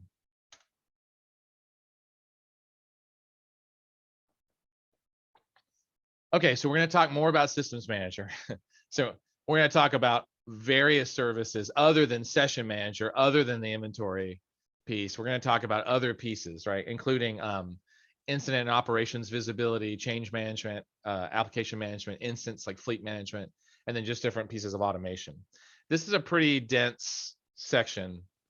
So we'll see how far we get. We might not actually do the lab until first thing tomorrow morning, because this is like 50 slides of some interesting information. But I might skim it just so that we can get to the actual lab, so that you can actually get hands-on. But so we'll see what our approach is. Okay, so we need to streamline processes, which, automation processes. We need to minimize the impact of like system updates and patching. And we have to track activity in our environment, right? So they have a new application, leadership wants us to manage these resources and workloads. Now, deployment versus management. We've seen this before, right? And so when you deploy things, right, it's about how you basically provision and configure them. Management is about ongoing configuration, monitoring, organizing, reporting, maintaining, defending, that kind of thing. So this is where system manager comes in. So we talked about this before. Systems manager is a meta service that has probably, I think at this point, like 15 services underneath it. It has grown by leaps and bounds in the last 15, in the last like 2 or 3 years. It's really gotten intense. Basically, systems manager is going to collect and centralize operational data, collect information software-wise about everything in the fleet. It will apply patches. It will also create system images, and it will also do some configuration of Windows and Linux operating systems, depending on the task that you assign to it, right? By the way, this will run in the AWS cloud. It'll also run in your corporate data center if that data center has access to the Systems Manager API. So, and you get to select them. How do you select them? Well, you just did a lab on that. Tag them, create a resource group, and then you can actually manage through Systems Manager the application of patches to particular systems based on which resource groups they're in. So, it's just about how you think about it and how you organize it. Now, you may recall that you set up Systems Manager in Lab 1, right? And the prerequisites is that you have to have a user who has permissions to use Systems Manager. You have to have an agent on each of the systems, the instances here that you're going to use Systems Manager on. And you have to actually create an IAM instance profile, like a role, and attach it to your servers if you're on AWS. If you're on on-premise servers, you have to create a service role for the hybrid environment. Different thing, right? You do have to verify that you are allowing port 443 outbound to the Systems Manager endpoint. So if you're on-premise, you have to allow 443 to the public, or if you have a private link to the Systems Manager endpoints. This is going to allow the SSM agent to communicate with Systems Manager. Now, the other thing you could do, and this is optional, is you can see it there, is that you could create a VPC endpoint for Systems Manager, which means that nobody has to go out to the internet. You go to the VPC endpoint, and the VPC endpoint privately goes out to Systems Manager. So all these prerequisites, by the way, are in the documentation. How to create an instance profile or a service role for a hybrid environment, that's all in the documentation. It's all solid. How to create a virtual private endpoint, that's in the documentation for Service Manager. So all of that can happen easily. So there's permissions to use the service, Systems Manager agent, profile roles for EC2 instances, and then allowing all traffic. Allowing all traffic. That's not it. That's not what I'm going to say. It's not allowing all traffic. It's allowing port 443 to specifically get to the Systems Manager API. And then there's the optional VPC endpoint for privacy. Now, the first thing we were talking about, if we go back, was operations management, then applications management, then change management, then instance management, and then automation management. So we're literally going for how do we manage things operationally? How do we offer some support for applications? How do we do change control patching? How do we manage fleets of instances? And how do we do automation management? Okay. So let's talk about the first one. First and foremost, operations management. You need visibility into all of your operational data, and you need the ability to investigate and remediate problems. Now, 2 tools for this. First, there's Systems Manager Explorer. That's the subservice, right? This is a customizable dashboard with ops data, right? So this contains things like metadata, patch compliance, right? You can view the status of AWS resources in multiple accounts in multiple regions, right? So it basically talks about how, your like work items, for example, like ops items or ops data, how they trend over time and how they vary by category. This includes, by the way, trusted advisor data and compute optimizer data, both of which are going to tell you where you're not using best practices for your resources. So you can group and filter information in Explorer to focus just on the resource groups and items that are relevant for you. And then you can actually use Ops Center, which is what we're going to talk next, to run automation documents to resolve the issues that you find in Explorer. So Explorer is really just for viewing information. That's all it is. Ops Center's job is to actually view and investigate and resolve issues that arise, typically in Explorer, but they can be seen here. Its job is to reduce mean time to resolution for things that are affecting AWS resources. So Systems Manager, this capability actually aggregates these ops items like issues, patch non-compliance, other stuff, while providing the ability to contextually investigate data about each of the items that come up. These are the issues, by the way, that come up. Ops centers can also run automation runbooks that you can use to resolve issues quickly. So Explore is more like, how do I view and explore stuff? Ops Center is like, how do I fix it? That's really the distinction. And these ops items, like you can see CloudWatch alarms, you can see config stuff, you can see CloudWatch. You can basically see all of the monitoring items. You can actually see them here. So whereas this is more, Explorer is more inventory related, like how are we not like meeting best practices and other like various components, historical data. This one is more about like what's actually going on with the living systems and how do we fix it. So this is more informational about like patch compliance, instances and all the other pieces. And Ops Center is more about fixing those problems as they arise. They do work very tightly together. Now, you can create what's called an ops item either from any of the services, or you could do it manually, right? So what this means is that Ops Center is actually integrated with CloudWatch events. So you could actually go in and create CloudWatch events rules that says, hey, my CPU just went to 95% for 10 minutes. That could create what's called an ops item that's now a work item inside your Ops Center viewpoint. And you could actually have it automatically respond to that as well. Like maybe it adds another instance, and auto scaling would handle that for you as well. This could be security issues from the Security Hub service.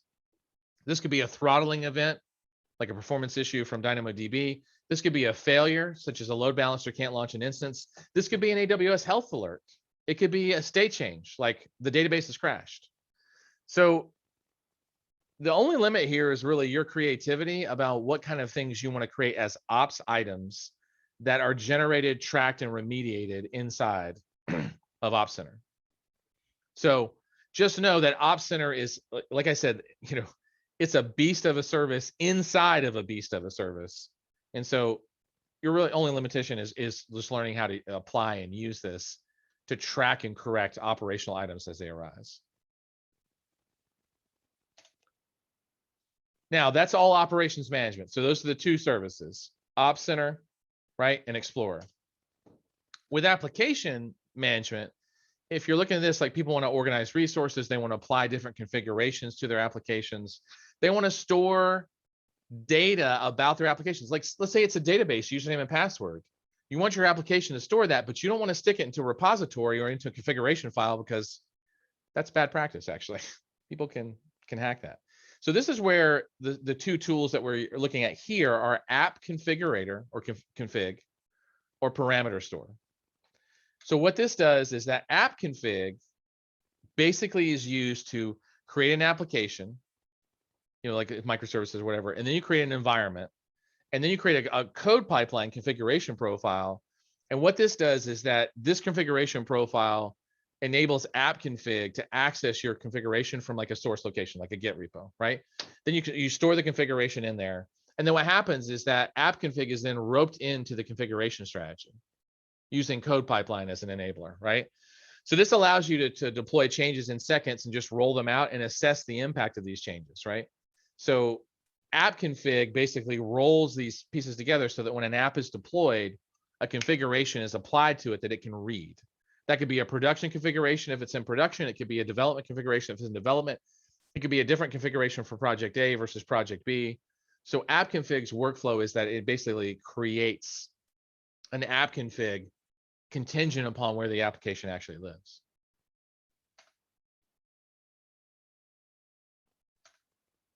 Now, parameter store is a little different. Parameter store doesn't apply a configuration change. Parameter store's job is basically to store sensitive or even contextual information. Like, it doesn't actually all have to be sensitive. It could be encrypted, or unencrypted, right? There's a bunch of different options here, right? But they are versions. It could be license codes, although there is a license manager now that they just released. It could be a database username and password. Like, there could be a bunch of things. Again, these can be stored as plain text or encrypted, although typically they're done encrypted. So what happens is that when systems manager like has a secure string in parameter store, it basically sends a request to what's called the key management service, and it says, hey, can you encrypt this thing for me? It gets encrypted with a customer master key, and that creates a data key, which then encrypts the data in question. So what happens is that the encryption key is not necessarily stored with the data. There's an encrypted key it's like double encrypted that's stored with a parameter value. And so when someone actually wants to return the value, you have to authorize and authenticate. If you have permissions to get the value, it is decrypted for you and then presented so you can see it, right? But only if you have access. You can also organize your encrypted sensitive data into hierarchies. So you can see here, there's a dev and a prod hierarchy for these databases, because there could be like hundreds or if not thousands of parameters, right? So you can use parameter hierarchies to say, team A /dev /my app /database. Again, like tagging, it's arbitrary, but you can organize it into hierarchies. There are public parameters in parameter store that everybody can read, so you can actually pull them down into a script. So look at this command line here, interface down here, where it says AWS SSM get parameters. It says names, and look at that AWS service /AMI latest Windows Server 2016 English full base. It's literally getting a parameter store that's called AWS service AMI Windows latest. They have that for Ubuntu. They have that for Linux.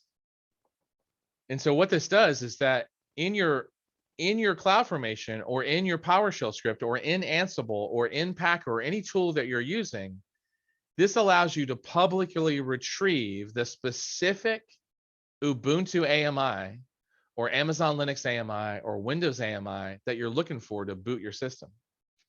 So very useful. Notice that here we are in a CloudFormation template, and look at the latest AMI ID default. See that default /AWS /service /Amazon Linux /GP2, which probably would be GP3 now, just so you know, because we're up to GP3, right? That's how you use it inside a CloudFormation template.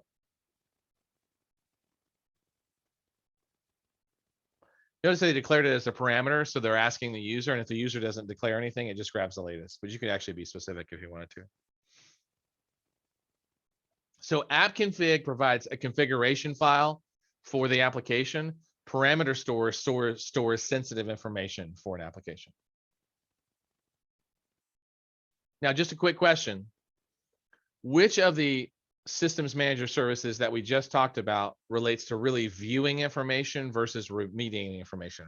Which one of those is actually used for viewing information? Was it Explorer or Op Center?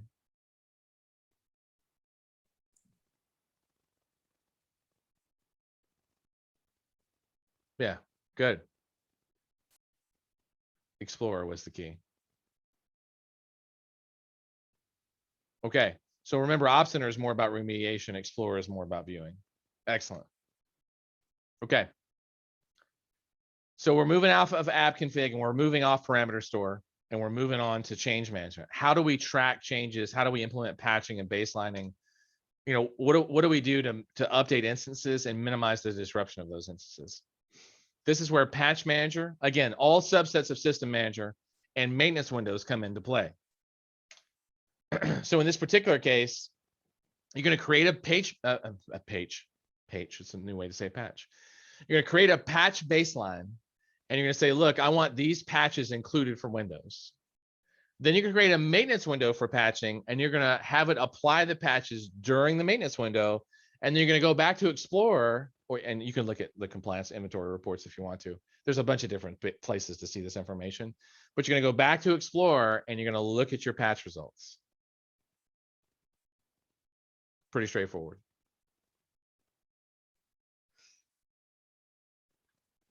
You might create patch groups. Why? What if you don't want to update everything at once? One patch group could include half your servers, the other patch group could include the other half of the servers, right? Maybe you got Windows in there and it's dev versus production. Maybe you got Linux in there, it's dev versus QA versus production, right? You can create patch baselines and basically associate the default groups if you want to.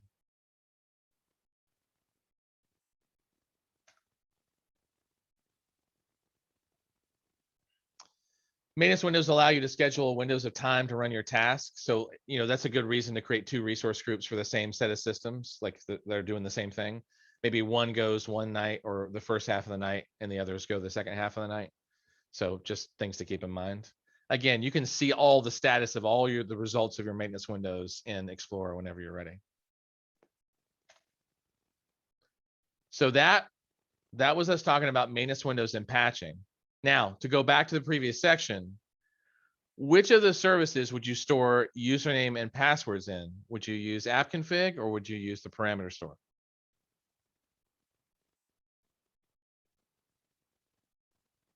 Now, is everything that's ever put into parameter store, is it encrypted, unencrypted, or could it be either?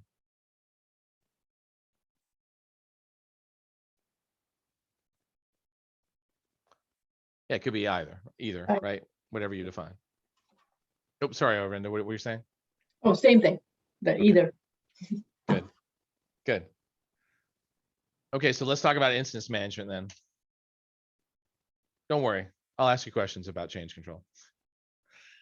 All right, so administrators need to securely connect to instances, control access to instances, and track user activity in instances. Now, note that already you've seen session manager, like at least we've talked about it, so you get an idea about what we're talking about. But that really is just session manager. That's really the only thing. And session manager we've already touched on. Now, I will admit I'm a little confused as to why there's not a slide after this, but this was recently updated, so maybe that was a mistake.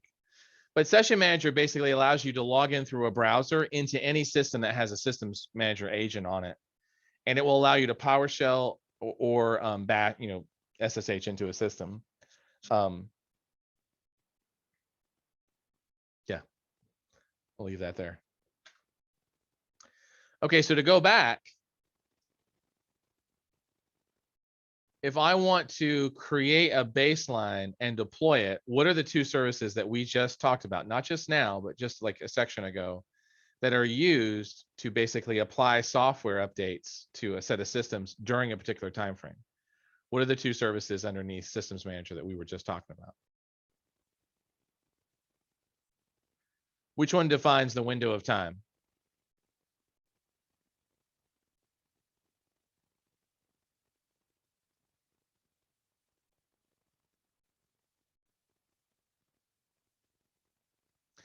So that would be the maintenance window, right?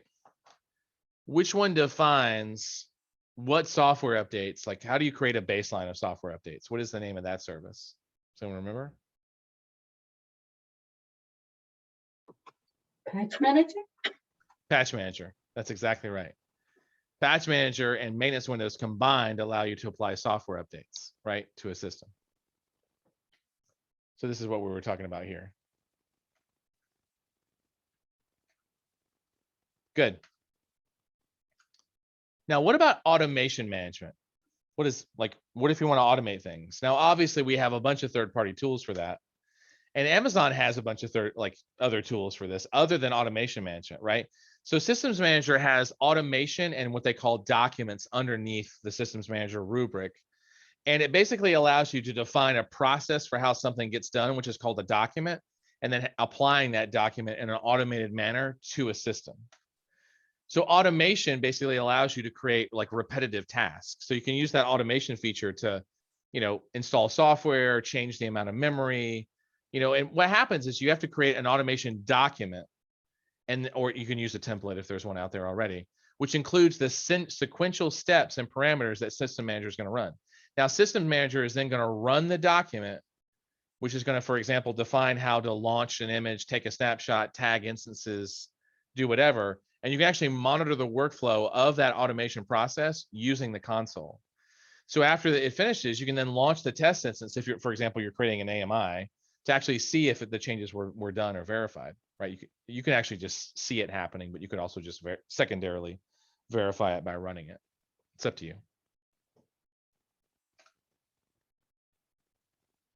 Now, document wise, there are documents that are owned by Amazon, some that it can be shared with you, and then they're owned by you. So if we go take a look at the console, just for a second, when we go to Systems Manager,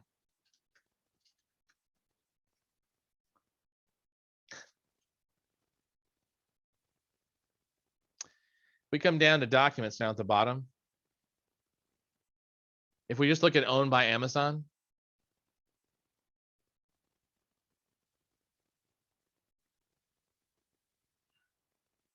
hey, Carl, can you clarify your question for me?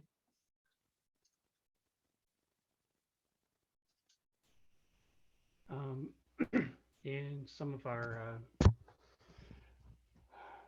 CloudFormation templates, we have a section called SSM document. And we can take this offline, but no, it's a good question. Keep going. Kind of related, but you can run some scripts and stuff in there under that section. So I think it's. Yeah, you could actually invoke an SSM document inside of like CloudFormation. Right. Yeah. Yeah, easily. Yeah, no issue there. Anything you can run on the command line, you can invoke inside CloudFormation if you so desire. That's why sometimes people will use Lambdas because they don't want to start up an operating system to invoke something, and they'll just get Lambda to invoke it on their behalf, right? Mm-hmm. But like this one is run CFN linting, right? So basically this is a CloudFormation linter, which is pretty awesome. That will actually lint, if you want to like lint, check out, validate basically your YAML and JSON templates. Now there are tons of documents in here. Let's say that you wanted to do something with EBS. You wanted to like expand a disk drive, for example. You can attach an EBS volume, delete it. You could modify the EBS volume type, enable decryption. These are all Amazon-owned documents. I don't think I have any documents in here. I don't think I've ever created any. I don't think I have any shared with me either. But just know that you can actually create your own documents. It does require understanding the DSL for the custom document. So just know, right? You might create an automation document, which you might be doing here in a second, right?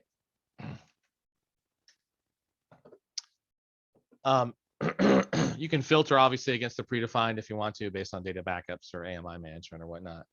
There's a bunch in there. It's far more than 75 now. I think it's more like 100 and something.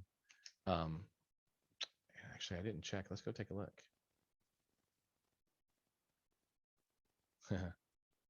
Oh yeah, it's way beyond. God, if there's like 8 per page, actually 12 per page, we are way beyond 75 at this point. Yeah, interesting.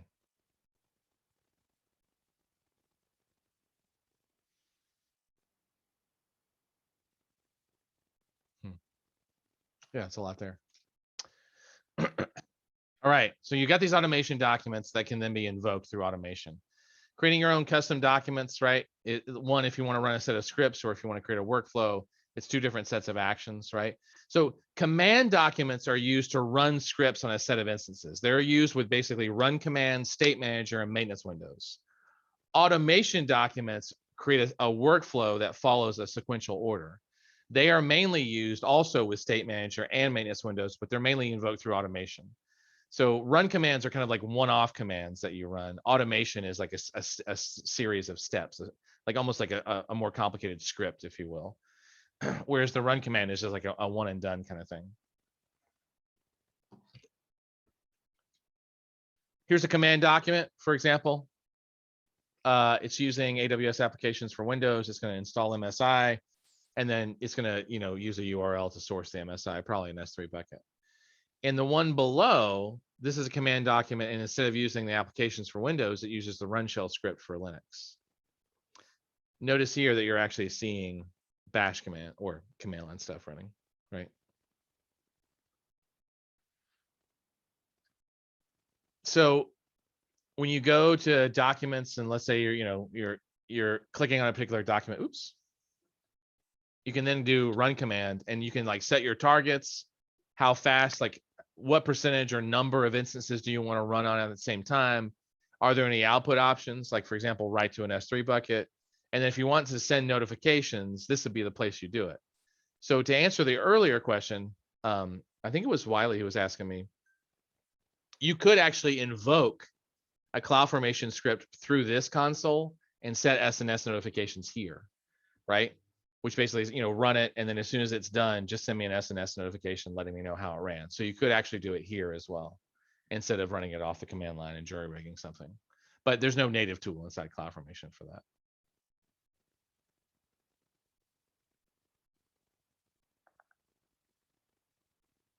Hold on just 1 second.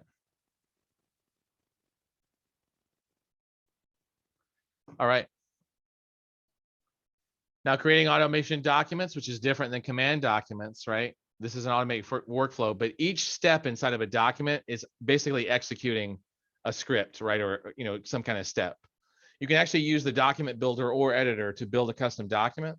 So you can just basically add automation action steps. So again, think of this as a multi, like, I'm running one script, I'm running another script, I'm running another script versus a single script, which is really what the run command is for. You can provide the required parameters if you decide to do it this way without having to use JSON or YAML syntax. You just add steps, create the document, and then they actually converts them into YAML. This will require reading the documentation. It is proprietary. It's DSL, right? So it includes things like roles, your target types, your tags, and you can actually invoke action. There's a different action types, such as executing a script, creating an image, creating a CloudFormation stack, executing an AWS API. There's a bunch of actions. So I don't remember the last time I saw the full list. Let's take a look at that actually.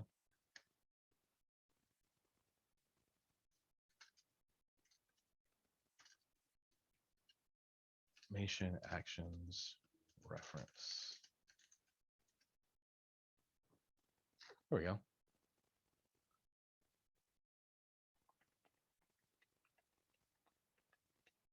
Create an image, create stack, delete stack, image. I think there's only like 20 or 30. Sleep, right?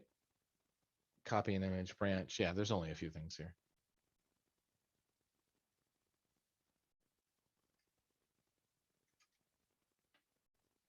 Again, a much deeper rabbit hole of a topic.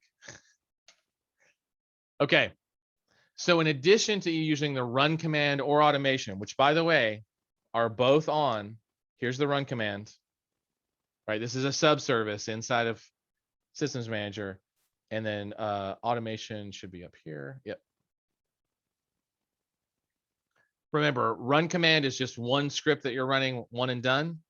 Automation can be multiple scripts or multiple actions related to a workflow. So if you need something longer, you use automation. If you're just like, hey, I just need to run this quick command to change the configuration of SSH across a bunch of systems, that's a real use case. I actually did that. Then you use the run command to do that.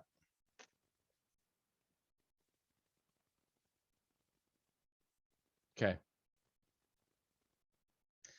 Now, the other thing is State Manager. Now, State Manager is an interesting little beast because State Manager's, excuse me, State Manager's job is basically to centralize, manage all of your configuration, right? And so what happens is you predefine the SSM document that what you want to use, associate it with whatever targets you want, specify a maintenance window for doing it. And then what it does is it executes whatever document you've associated to maintain a certain measure of state, right? So this could be configuration change, this could be a patch state, this could be uptime, it could be all kinds of things. You can do things like, if you notice here, it says run Ansible playbooks, combat configuration drift. There's all kinds of like really good support from this.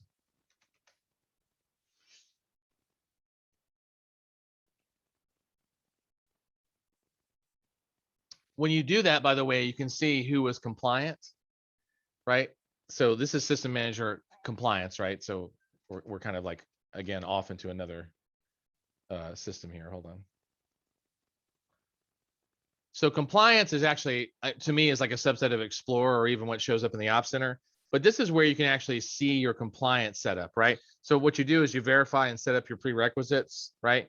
Patch instances using the patch manager, set up the state manager associations if you want to enforce that patch management application, create some compliance types, which again is also optional. You don't have to use custom. You can actually just follow, the standard compliance types, and then just review that data, and then you can just remediate it as you see fit. So you can actually use the compliance portion of Systems Manager to scan your entire fleet of instances for patch compliance, configuration inconsistencies. You can actually collect this from multiple AWS accounts and regions and then drill down into specific instances that are not compliant. So it's going to show which resources are passing and which resources are failing, as evidenced by this. Got some compliant resources. I have some non-compliant resources, right?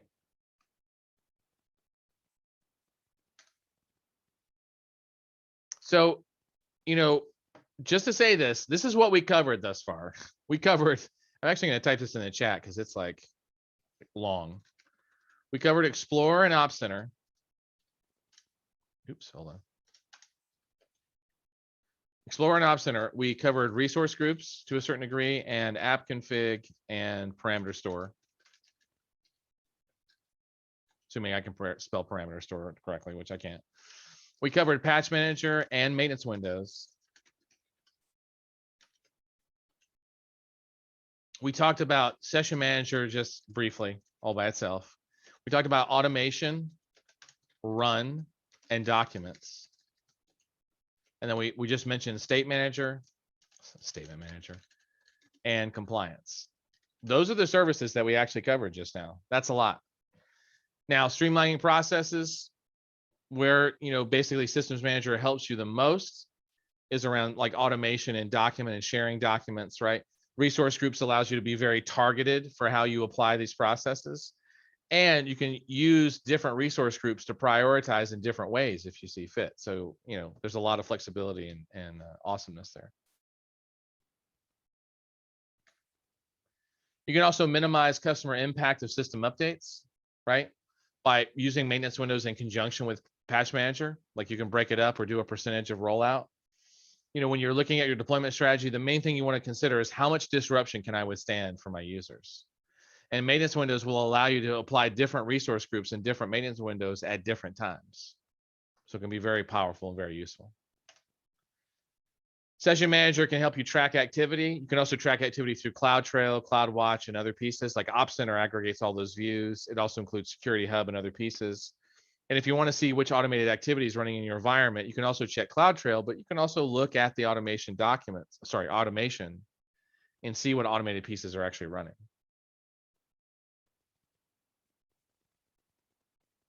Any questions about that bevy of services that we just looked at?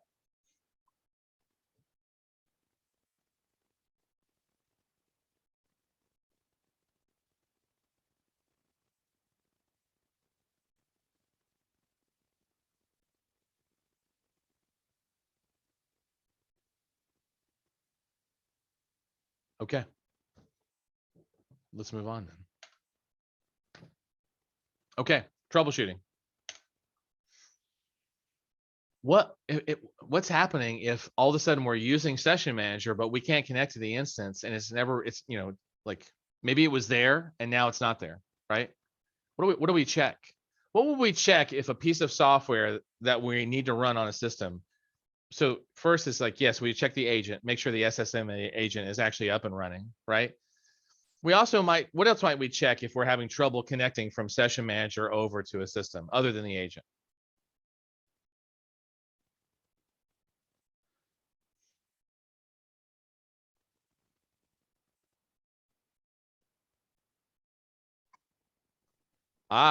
Many logs are always a great option. Get specific about what's failing. Maybe there's some information inside the logs. What if there's nothing inside the logs and the agent is up and running? What else might we check?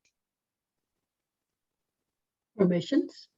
Permissions. Remember, permissions are the number one thing that usually slow people down around AWS is, do I have my permissions correct? So permissions and roles, so that's good, Arvinder. And then the other thing is that just basic connectivity. What if there's a hiccup on the system? You'll probably notice that right away if you try to log in manually. It's like, oh God, it's not working. What's happening, right?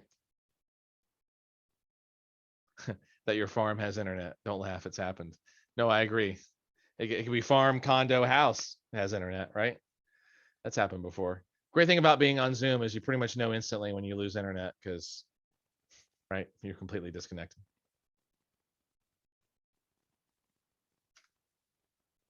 Oh yeah, there it is. Restarting the agent is also a good troubleshooting possibility. All right. What about if automation was started, but the status has failed?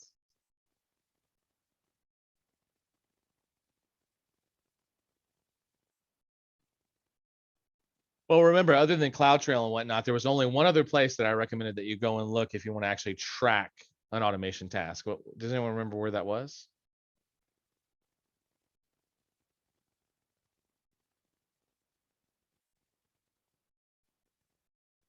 Well, oddly enough, it would just be automation.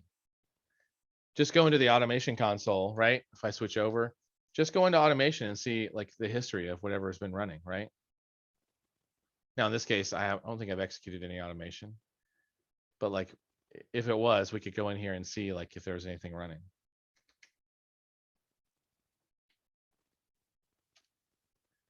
So our main focus here was to talk about operational management, application management, change management, instance and fleet management, and automation management, which I think at least we skimmed on pretty well. So let's talk about our third lab, unless anybody has any questions.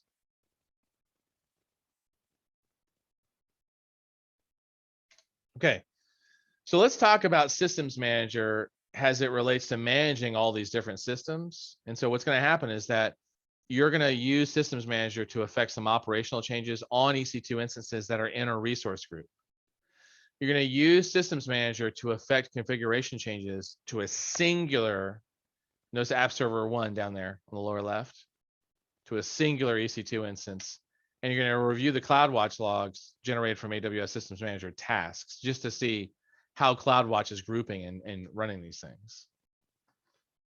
So let's go back then and open our lab and see what's going on.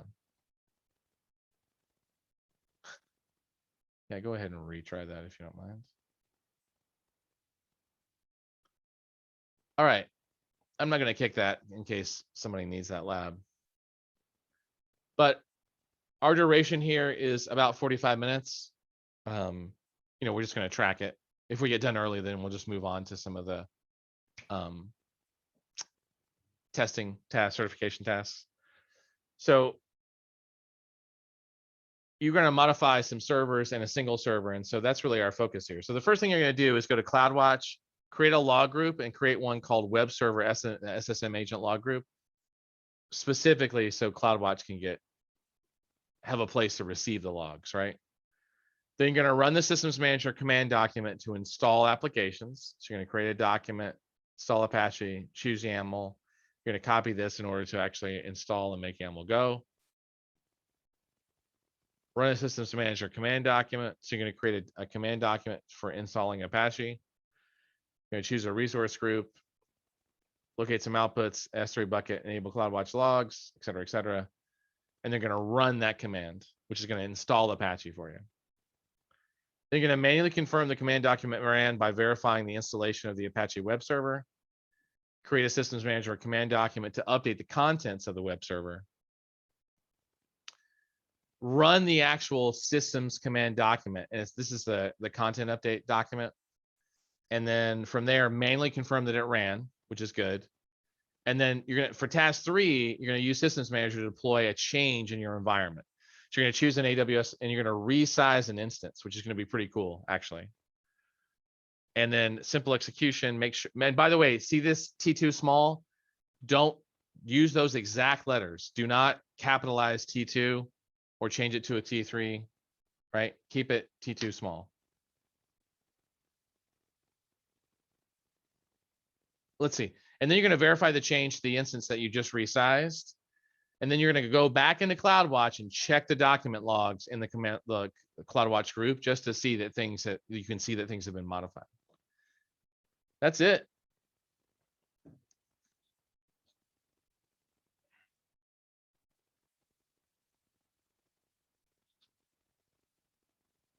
Okay.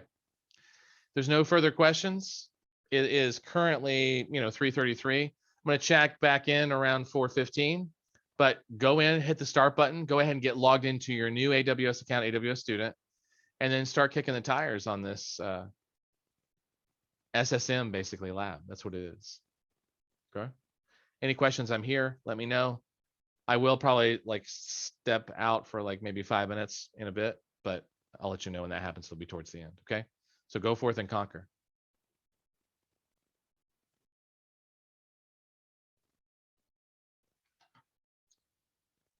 Let's see.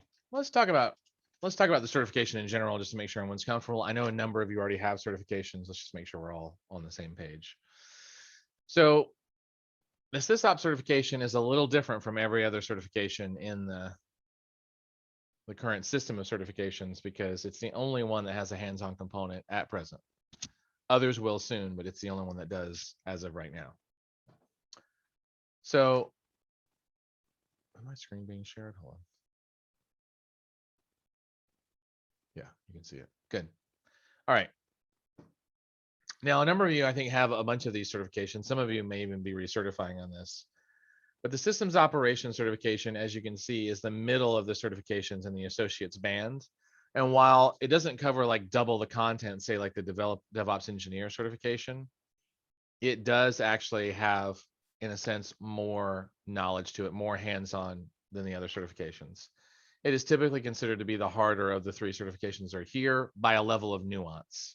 It's not like it's the difference between the professional level certifications versus the blue certifications. It's not that level of difference, but it does consider to be slightly harder.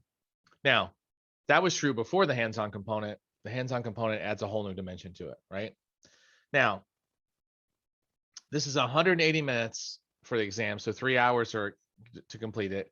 Just like the other associates exams, it costs $150. I would, by the way, recommend if you take Cloud Practitioner, by the way, you'll get a 50% discount for 4 exams.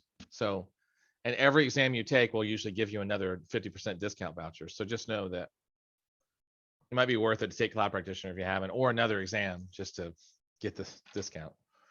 If someone else is paying for it, maybe that's not a big deal. This is 65 basically multiple choice or multiple right answer questions plus an exam lab. So there's scenarios in here. And so if we were to go look at the exam guide, they moved it over there. Why, I have no idea. We go take a look at the exam guide. This is SOA C02, not C01, C02. And what this is this validates your ability to basically do the things that we're covering in class to a certain degree, right? You should have at least 1 year of experience with AWS, ideally, before you take any of the associates exams. But if you do projects and experience, you can mitigate that. But this is the last level of exams in which you can do that. If you try to take specialty or professional without having experience with AWS production experience, it's gonna be really tough. You can do it, but it's gonna be way harder, right? Ideally, it says 1 to 2 years of experience in a systems administrator role. That would be true if that was pure cloud. So just to be aware, being a junior sysadmin, probably not going to help you pass the exam unless that's all cloud experience. Experience in logging, troubleshooting, networking concepts, and architectural requirements that are relevant for operations, appropriate, right? So it's recommended that you understand the well-architected framework to a certain degree, that you have deployed workloads onto AWS, so that you understand the fundamentals around security, the CLI, et cetera. The breakdown, right, is that multiple choice, multiple response, and exam labs, what's going to happen is that you're going to receive at the beginning a number of questions that are multiple choice and the number of exam labs in the exam section, right? You will also learn the percentage of your score that will be determined by your work in the exam labs. Plan to leave 20 minutes to complete each exam lab. So if you get 3, what they've done is they've weighted the multiple choice, multiple response with the exam labs so that you have 20 minutes to finish each of the different tasks that they're asking you for. You will not be able to return to a previous exam lab once you've submitted that exam lab, unlike multiple choice questions, where you can actually go back and look at your questions, right? There's several ways to perform what is being asked of you inside an exam lab. And so you'll basically achieve credit if you just achieve the end state. How you get there, Amazon's not hooked up on, right? You could use the console, in some cases use the command line. You will receive partial credit for partial completion, right, of exam labs. So just so you know, you're not going to get any information about that, right? So just know that if you take online proctoring, which by the way is a whole different setup, just know you're only going to get one monitor and nothing else can be on your desk. So you can't have speakers and other stuff. They're going to be very squirrely about you doing it in an environment that looks like a workstation. I usually pull a laptop away into my dining room, run a cable to my laptop, and that's my exam environment. So when unanswered questions, by the way, are scored as incorrect, so there's no penalty for guessing. Out of the 65 questions, there are going to be 50 that affect your score, right? So just so you know, Amazon does put in a bunch of questions that are just like testing the waters a little bit. So here's an example of some sample exam questions, if you want to see that. All in the exam guide. They don't really give an example of an exam lab, at least they didn't the last time I looked at this. So these are just sample questions. Oh, wait. Oh, wait, I stand corrected. Looks like they've updated it. So so it looks like here's a sample exam lab where they basically want you to create a DB parameter group and set the event scheduler parameter to true and use this parameter during DB instance creation. Create a custom AMS key, create a VPC security group that allows CIDR block, blah, blah, blah, launch the RDS DB instance. After launch, take a manual RDS snapshot. Provide the snapshots ARN. Oh, interesting. Okay. So that's how they're going to score you, is they're going to check to make sure all the conditions are true, and they're going to ask you for the snapshots ARN in order for you to submit it. So this is good. So you could actually run this all through the command line or the console. It just depends on you, right? So that's an interesting sample. Oh yeah, good. That's an update. I like that. Cool. Yeah, so there it is. Now, mainly what we're gonna help you with around Tutorials Dojo, around the practice exams, is gonna be related to the multiple choice questions. We'll have to check, but I think that he's working on a sample lab thing for the hands-on portion. But don't worry, we're not gonna leave you alone with that. We're gonna give you some experience to do fundamentals and basics. And I'm gonna show you some cool things that will allow you to practice doing it over and over again, where you can just basically do labs as many times as you want to in order to feel comfortable creating an EC2 instance or modifying an RDS database. And this is something exclusive just to being a Booz employee, so it's really fabulous for you all.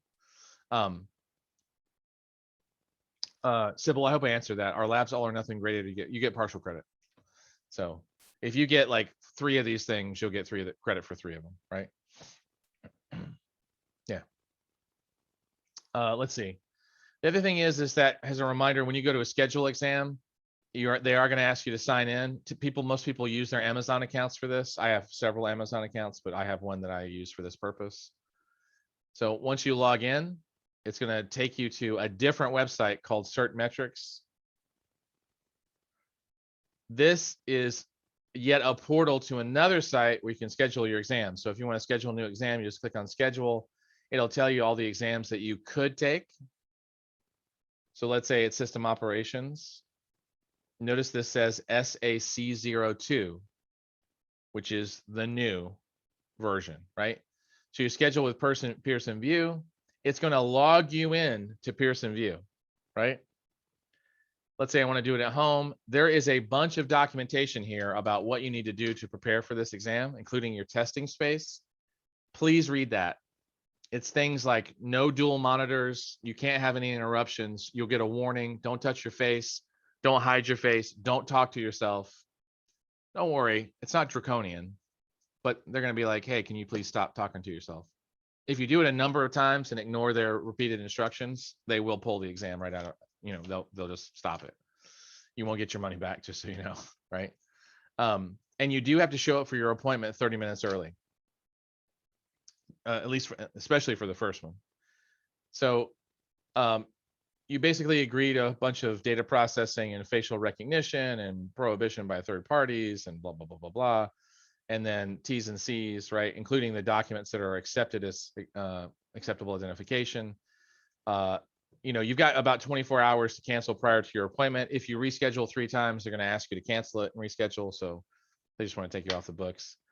And then you'll choose your particular preferred language. You can prefer, if there's a proctor, you can prefer the language for your proctor, which is usually either Japanese or English. And then what will happen is that then it's going to take you to the dates. I usually choose 24-hour time for my dates. So for example, let's say I wanted to take it on Saturday, just choose Saturday. And then it'll ask you your format. And by the way, this runs 24/7. So literally you could take this at 2 o'clock in the morning if that's your peak time. Recommendation, do it when you think the best. For some people, that's the morning. For some people, it's the afternoon. For some people, it's night. It just depends.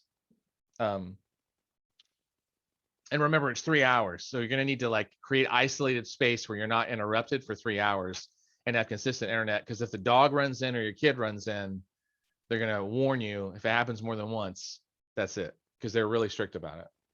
Okay. So let's say I wanted to do it at 9:45 at night, which would be way too late for me. I'm already falling asleep. And then here when you go to payment, by the way, that's where you would enter your voucher. It would be on the payment screen, not here, right? So here, when I proceed to checkout, right, this is where you would actually add your voucher or promo, right? It's actually should be up above, actually. Oh, there it is. Sorry, I was clicking on the wrong thing. You just add it right there, and then you hit apply, and this is where it would basically discount the test for you. No, I'm not going to enter this. What would happen is when you hit next, it would basically send you a bunch of emails confirming, and then they're going to send you an email 3 days before, and they're going to send you an email the morning of. Every email is going to include instructions like, please run the system test. Please check us out. Please, it's going to ask you to do the things, right?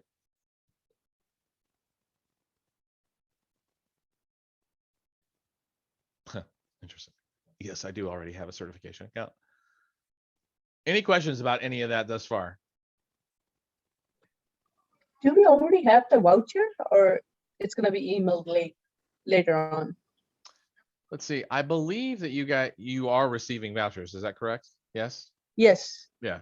So typically they are emailed out. By the way, I just posted the exam guide in there. They're typically emailed out like a day or two after you finish the course, because you have to finish the class in order to get the voucher. So you shouldn't have them yet. But Okay. sometimes that happens early, but typically it's right after, the day of or the day after, like Thursday, for example. Thank you. Yeah. If you don't see it, let's say, I would say by Friday, you can just email support@webhsolutions.com. Assuming I spelled solutions correctly. Yes. And they'll reply to you. It usually comes from Carling Liu, who might have sent you other emails. So you might see other things from them. All right. So that covers pretty much the details on the exam and gives you an access to the sample guide. What about the rest of the time, right?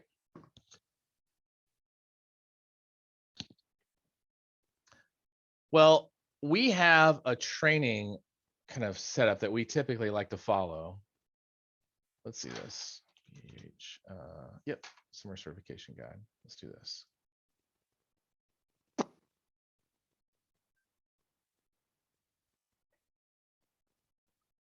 So this is just to say this is our kind of 8-week guide for how you would study for the SysOps associate exam. And this spreadsheet I'll actually modify and send to you.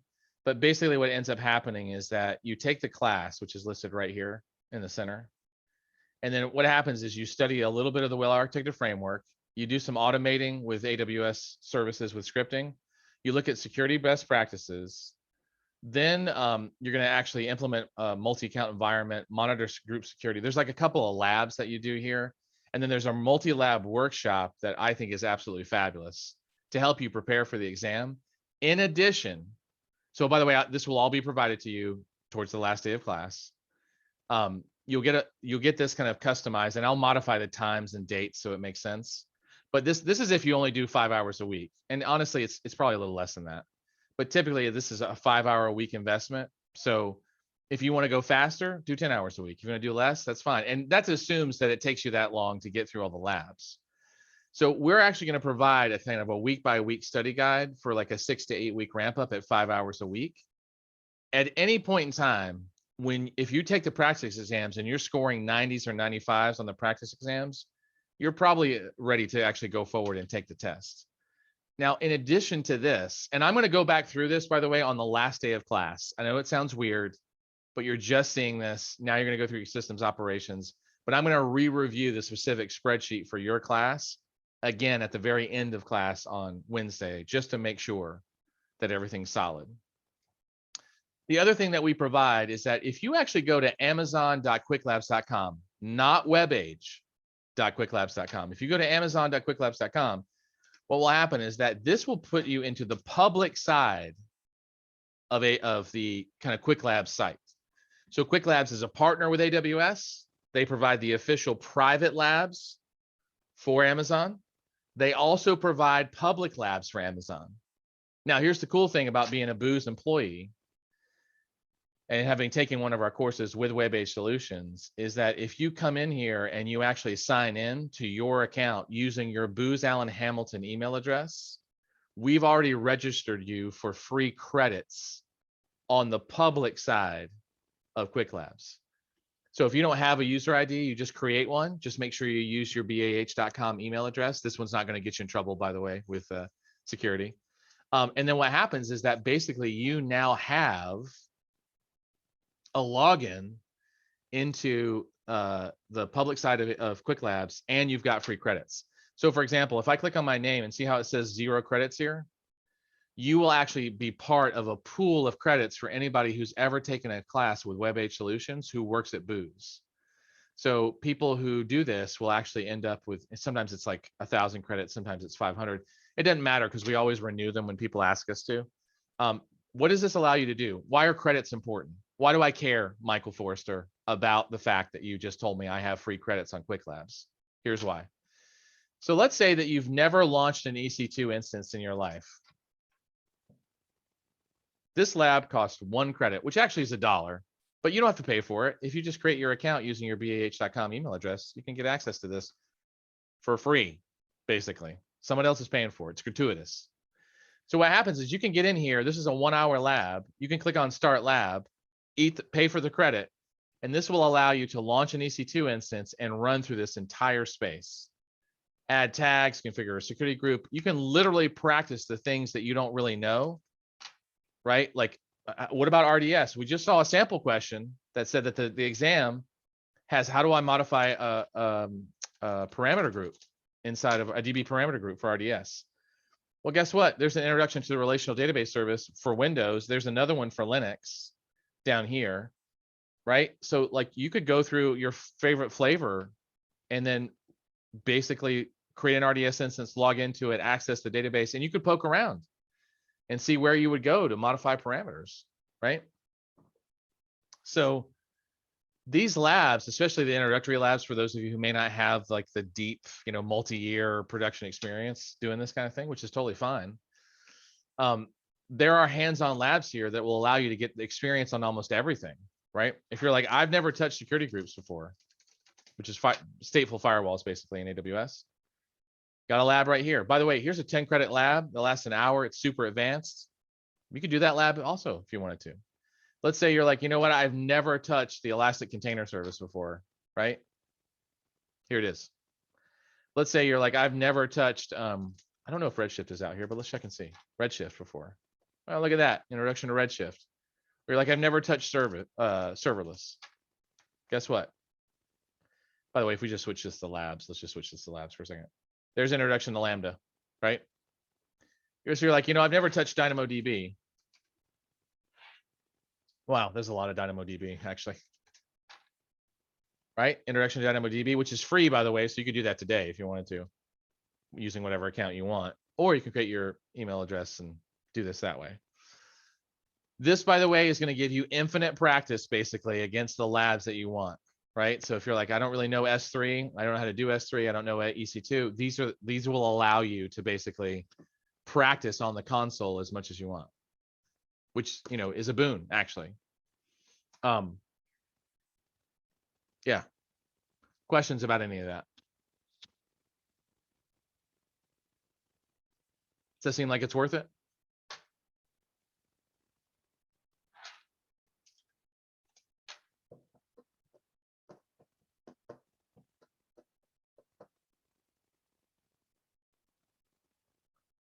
All right.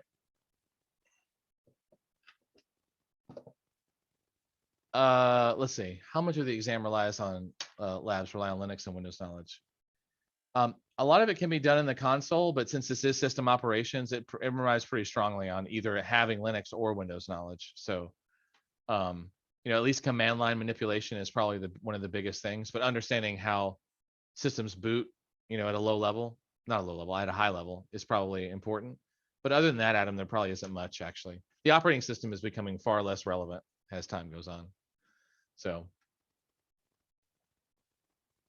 let's see. Are you logging in? Good. Man, John is a genius at creating practice exams, but he makes some of the chinchiest websites I've ever seen. All right.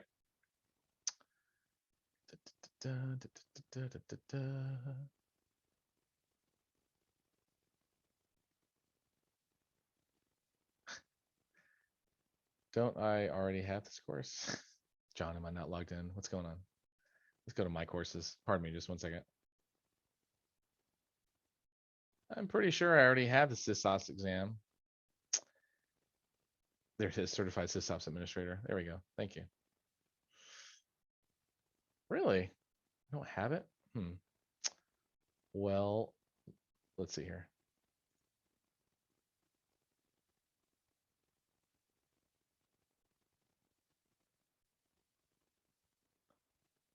Huh, I guess I do have it. I wonder why the price was still there. Anyway, so these are the practice exams from Tutorials Dojo. John Bonzo is like a photographic memory genius who actually worked with AWS to make sure that he doesn't violate any of their like triggers. And he creates some of the best exams I've ever seen, actually.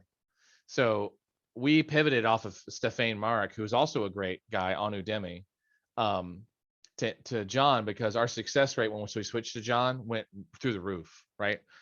Now, as you can see, we're using only the review mode exams, of which there's 6. This is 6 sets of 65 questions. So as you can imagine, there's like 390 questions here. Now, the reason we're pointing these to you, and if we go back and look at the certification guide that I was showing you before, you might notice that the last 2 or 3 weeks of study is actually exam practice. So we have this methodology where we have you take the course, you study some ancillary material, you do some hands-on labs, and then you take the exam practice. And thus far, and this is no guarantee, every single person who's done this to 80% has actually passed the exam on first try. So it's a good track record. And we're talking at this point, probably hundreds, if not 1,000 Booz Allen employees. It's not more than 1,000, but it's somewhere around there. So, so for example, and I want to show you why we really like John for this kind of thing, right? Let's say that we, let's just skip to question number 3, right? So a company has a newly hired DevOps engineer that will assist the IT manager in developing a fault-tolerant, highly available architecture, which is comprised of an ELB auto-scaling group deployed on multiple AZs. This will be used by a 4x trading application that requires WebSockets, host-based and path-based routing, and support for containerized applications. Which of the following is the most suitable type of elastic load balancer that a DevOps engineer should recommend to the IT manager? So which of these do you think, by the way, if you were just swag it out, just take a guess. We haven't even talked about load balancers yet. Which of these support path-based routing? Does anybody know? Application load balancer. Yeah, the application load balancer, right? Network load balancer doesn't support pathing. Neither does gateway. Gateway is more of an inline tap, honestly. So relatively new load balancer that's been added to the system. So if you check this out, right, it's going to show application load balancer. Now here's where John shines. He's not only going to tell you the correct answer. He can even include a screenshot or two, right? He's going to tell you why the other balancers are wrong, because this one's easy because they don't support path-based or host-based routing, right? Then he's going to keep references to the documentation that proves why his answer is the answer. And occasionally he will provide either a cheat sheet or a video about how to understand the concept deeper if you get stuck on it. By the way, here's the cheat sheets. Here's another cheat sheet, right? Kind of a comparison sheet, really. So if you keep getting the load balancer questions wrong, you just start clicking through these links and double down on the study, and that will show you whether or not, it'll basically fix your gaps. Here's another question. An organization hosts its operating system, database, and applications on EC2 instance backed by multiple attached EBS volumes. Those are disk drives. The sysops admin plans to automate the process of taking daily AMIs, right? Basically, machine images, right? He's creating golden images. When performing the backups, he has to ensure the file system integrity of the created images. What should he do to ensure the file system integrity of the created images? Now, first of all, they're asking you a very specific thing. When performing the backups, how does he ensure the consistency of the file system? How do we ensure the integrity? So, using AWS backup, could he create a backup plan, assign the resource ID of the instance, and set the reboot parameter? That sounds valid. He could build a Lambda image using the create image API that will take an AMI of the EC2 instance with a no reboot parameter, right? Third, he could use the create image API, build a function, and include a reboot parameter, right? Then invoke a rule to invoke the function on Event Bridge, right? And then he could use the AWS backup, create a backup plan that runs daily, assign the resource ID of the instance, and set the no reboot parameter, right? So what should they do to meet these requirements? There's really two options, and Amazon does this frequently, is they'll start putting in multiple options that look the same with one change. Because basically we have either AWS backup with or without the reboot parameter, or we've got the Lambda function with or without the reboot parameter. So let's answer the first question. First of all, should we use AWS backup to take an AMI, or should we use a Lambda function to call the create image API? AWS backup. Okay, so let's go with backup. And then do we want to reboot or do we not want to reboot? What do we need to do in order to ensure file system integrity?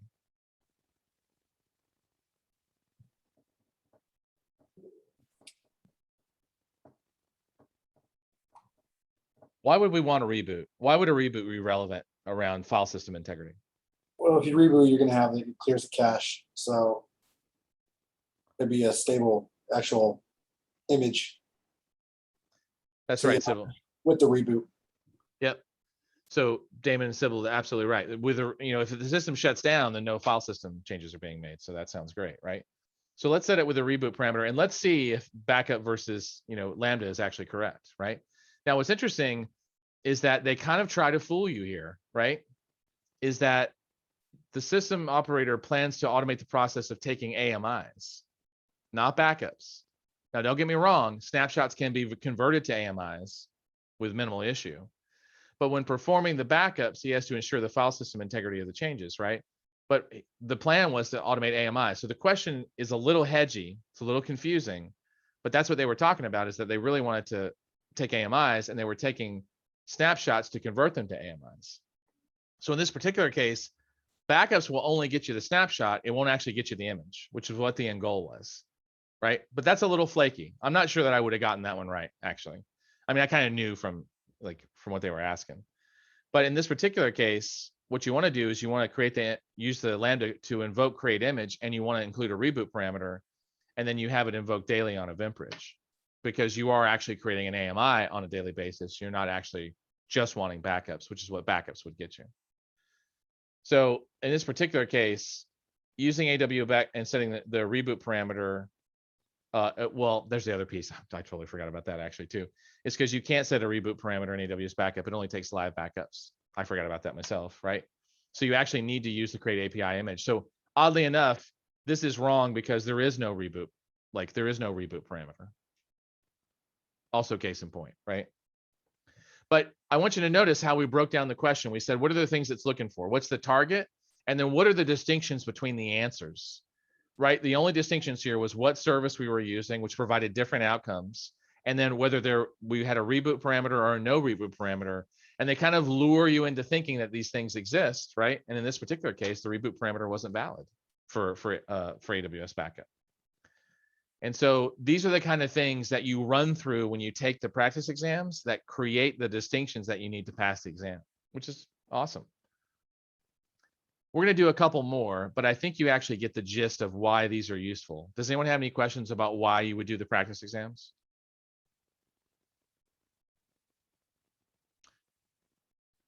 These, by the way, verify whether or not what you learned in the previous weeks is actually sticking. So if there's any gaps, they teach you the gaps. It is recommended, by the way, if you were to do these exams, that you do one at a time until you can get repeatedly. Do like set 1 until you can get 90, 95%. Then you do set 2 until you can get 90 and 95%. And then if you want to do a set 3, you can, if you're really nervous about the test. But if you got 90, 95% on the first, let's say you do set 1 and set 4, then stop there, take them again separately, and then maybe take the final test. And if you take the final test and you pass it with like, a 90 or 95, then you're probably ready to take the exam at that point in time. Like you're going to walk in there and probably pass it, at the very least, the trivia portion with flying colors, right? Now, this assumes, by the way, that you're also doing some labs to make sure that your console game is super strong, right? If someone says, hey, I want to do RDS DB parameters, you don't need to know where like the DB parameter is. I don't know where that parameter is that we just saw for the sample question. But I guarantee you, if I roll into RDS, I can probably find exactly where in the DB parameter group that particular parameter is. No issue. And since I know where you specify DB parameter groups when you launch RDS, I can also associate that parameter group with an RDS instance that I launch, right? So you don't have to memorize everything in the console. You just have to be comfortable poking around the console. They don't care how you get there. They just want you to get to the end state. You got 20 minutes. 20 minutes is a lot of time to poke around and create something, right? Except for a Kubernetes cluster. Those things take like 30 minutes to start, even on AWS. Okay, other things to think about here as we move on to the next questions. I'm going to go through some other strategies. Note that, by the way, when you take the exam, you're not going to get the categorization. So that's a gimme from Tutorials Dojo. All right, so here we have a live chat application, which is embedded as a widget on any website. It uses WebSockets to do full duplex communication. It's hosted on an auto-scaling group of on-demand EC2 instances across multiple AZs with an ALB in front of it, an application load balancer, to balance the incoming traffic. As part of the security audit, there's a requirement that the client's IP address, latencies, request path, and server responses are properly logged. This is multiple right answers. So which two things would you do to make this happen? It says properly logged. That's a little bit of a confusing thing. So let's see, proxy protocol, access logging for the application load balancer, CloudWatch logs for the individual instances. So I would probably say that you're going to enable access logging on the load balancer, and you're going to set up an encrypted S3 bucket. Proxy protocol could be, but let's check and see. Let's just see if that's the right answer, right? Oh, interesting. So we're not going to do an encrypted bucket, which would be my assumption from a security perspective. But we're going to just send up a standard S3 bucket where the load balancer will storage logs. Huh. I probably wouldn't have gone for that, right? Right? Would have gotten that incorrect. Oh, it's that's right. Dang it. That's where I got hooked up. I forgot. This word in another region, right? The bucket needs to be in the same region as the load balancer. It's not going to go across region, right? Yeah, so there it is, right? So others of you would have caught that detail. So just know, like in this case, because it does actually need to be in the same region, it's not going to work, right? But this will actually work whether it's encrypted or otherwise to store the logs. I think it defaulted towards encryption. It was like didn't ignore the in another region requirement. But these are the distinctions that they do to kind of like throw you off. Because an encrypted bucket, it would be preferred, but if it's in another region, it's not going to work, actually. ALBs don't cross regions, so it needs to be in the same region. Okay. Let's do another one. Cloud-based pharmaceutical website uses ELBs to delegate traffic across EC2 instances that are in an auto-scaling group. In addition, the public website provides security by adding a TLS certificate on the load balancer. after a year, website experiences an outage and the sysops notices the certificate expired. She needs to find a solution to automate the renewal of the TLS certificate to prevent that from happening again. Which of the options is the most operationally efficient that meets the requirement? Good question. So which one of these is the most operationally efficient? Is it using the ACM, the certificate manager, to publish, to request a public certificate, then attach it to the load balancer and then use Lambda to refresh it? Is it request a private certificate from a third-party authority, set the load balancer to import the certificate and then configure a reload cycle every 6 months? Is it go to ACM and request a public certificate from Amazon associated with the ELB? No additional configurations are needed since ACM can automatically manage the renewal of certificates. And then 4, generate a new public certificate from a third party, import it to certificate manager to automatically manage the certificate renewal, configure the certificate from ACM with a load balancer. The third one. Third one. All right, multiple people have said that. So ACM, by the way, will do automatic renewal, so that makes total sense, right? If you request a public certificate from Amazon, they can manage all of that without having to interact with a third-party authority. And there's very clear rules for whether a certificate is eligible for automatic renewal, right? Not already expired, not imported, which already nixed a bunch of those options, right? It's not a private certificate, not a private certificate, not really a private certificate, right? Exported since being last issued or renewed, or if it's associated with another service, right? So if it's associated with an already existing service like a load balancer or a CloudFront, then it's eligible for automatic renewal. Okay. Good. A pharmaceutical company has a hybrid cloud architecture. The company has a fleet of EC2 instances in their VPC and a group of servers on their on-premise data center. The SysOps admin has been instructed by the manager to set up a unified dashboard monitoring system for both the EC2 instances as well as the on-premise servers.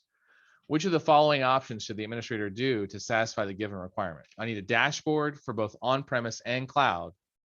How can I do that, right? So which options do you think this is? 1, 2, 3, 4, or 5? We have to pick 2.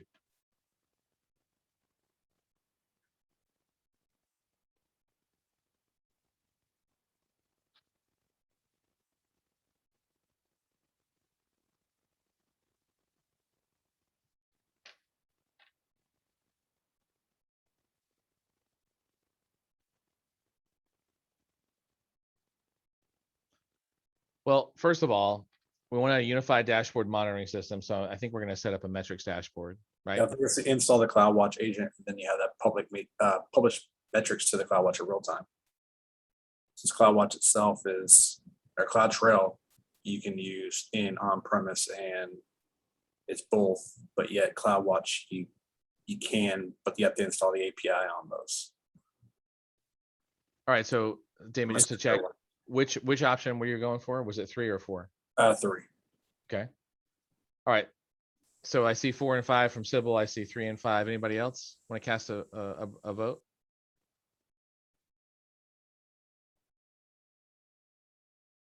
No? Okay. 3 and 5. Okay.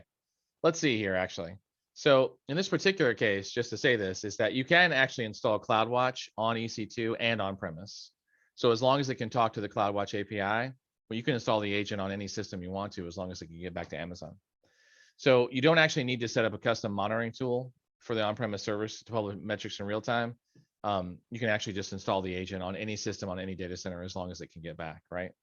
So in this case, 4 and 5 would be the right answer. Although technically 3 could work. And so they didn't necessarily say the easiest option. So 3 could potentially be the right answer, but it would be more expensive to set up custom monitoring that way. So, and CloudTrail, by the way, does not have an agent, to my understanding. Using it, it just captures all API calls against AWS. Yeah. Now, Inspector is not an option because Inspector is actually used for software and vulnerability assessments, both at a network level and at a host level for EC2. So it's actually a security tool, not a monitoring tool. All right, let's do one more and then we'll call it. So we have a known security vulnerability that was discovered in the outdated operating system of your company's EC2 fleet. As a system admin, you're responsible for mitigating the vulnerability as soon as possible to safeguard it from various attacks. What is the most efficient way to mitigate this known security vulnerability in an outdated operating system? What's the quickest way to do this?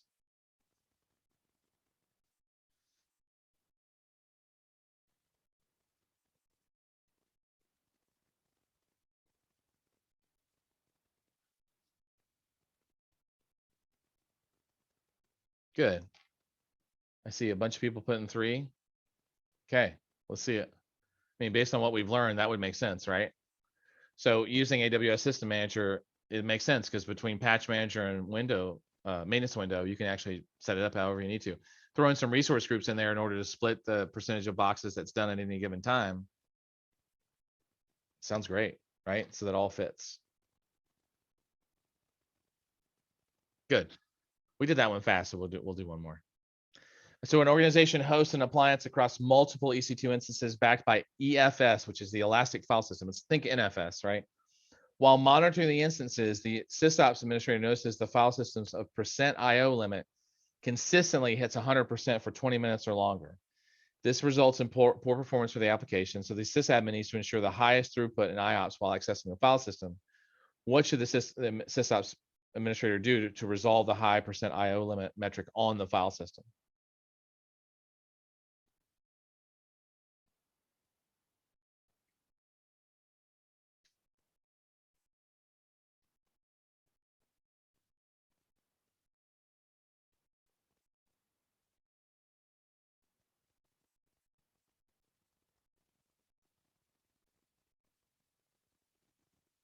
Any guesses?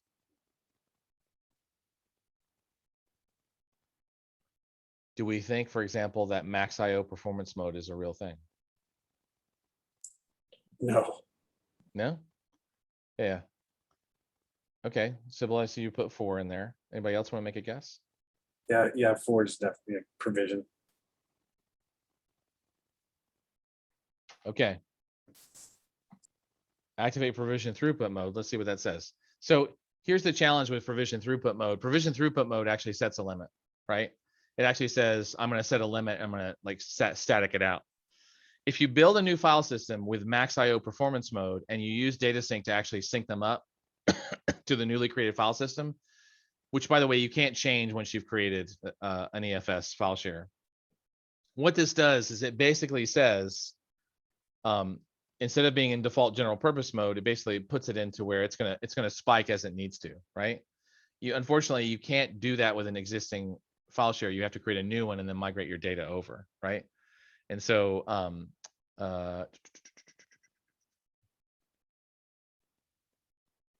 yeah. So that's really what it is it allows the system basically to burst to whatever's being consumed, right?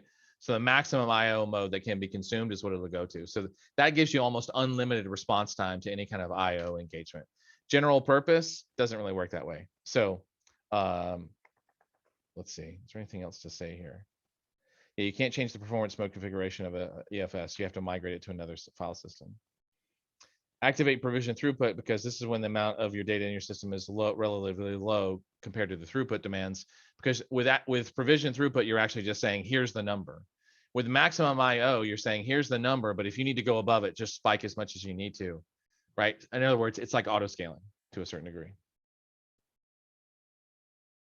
All right, good deal. Well, it's 4:59, so technically we are done with day 1. This is probably to a certain degree what we're going to do. I'm going to review a couple other things, but like this is what we're going to do is we're going to talk just briefly at the beginning of our 30 minutes about the things you're could study. And then we're going to go through some practice exam questions and just keep running through the practice exam questions to give you a taste of what the exam, looks like. And on the last day, we'll do the same thing, but I'll make sure that I emphasize the training resources and a little bit more hands-on for you, because there's other things beyond Quick Labs that are available to you. Okay. Questions of any type, the floor is completely open before we close for the day.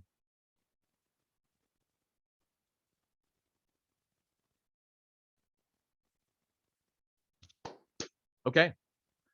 Thank you for hanging out with me today. We're going to meet bright and early at 8:30 tomorrow. We're going to go through some other pieces, dive into some, storage and networking more on the 3rd day. So tomorrow will be more focused on kind of like compute type items. And so that'll be your day tomorrow. So thank you for hanging out with me. I'll catch you guys tomorrow at 8:30.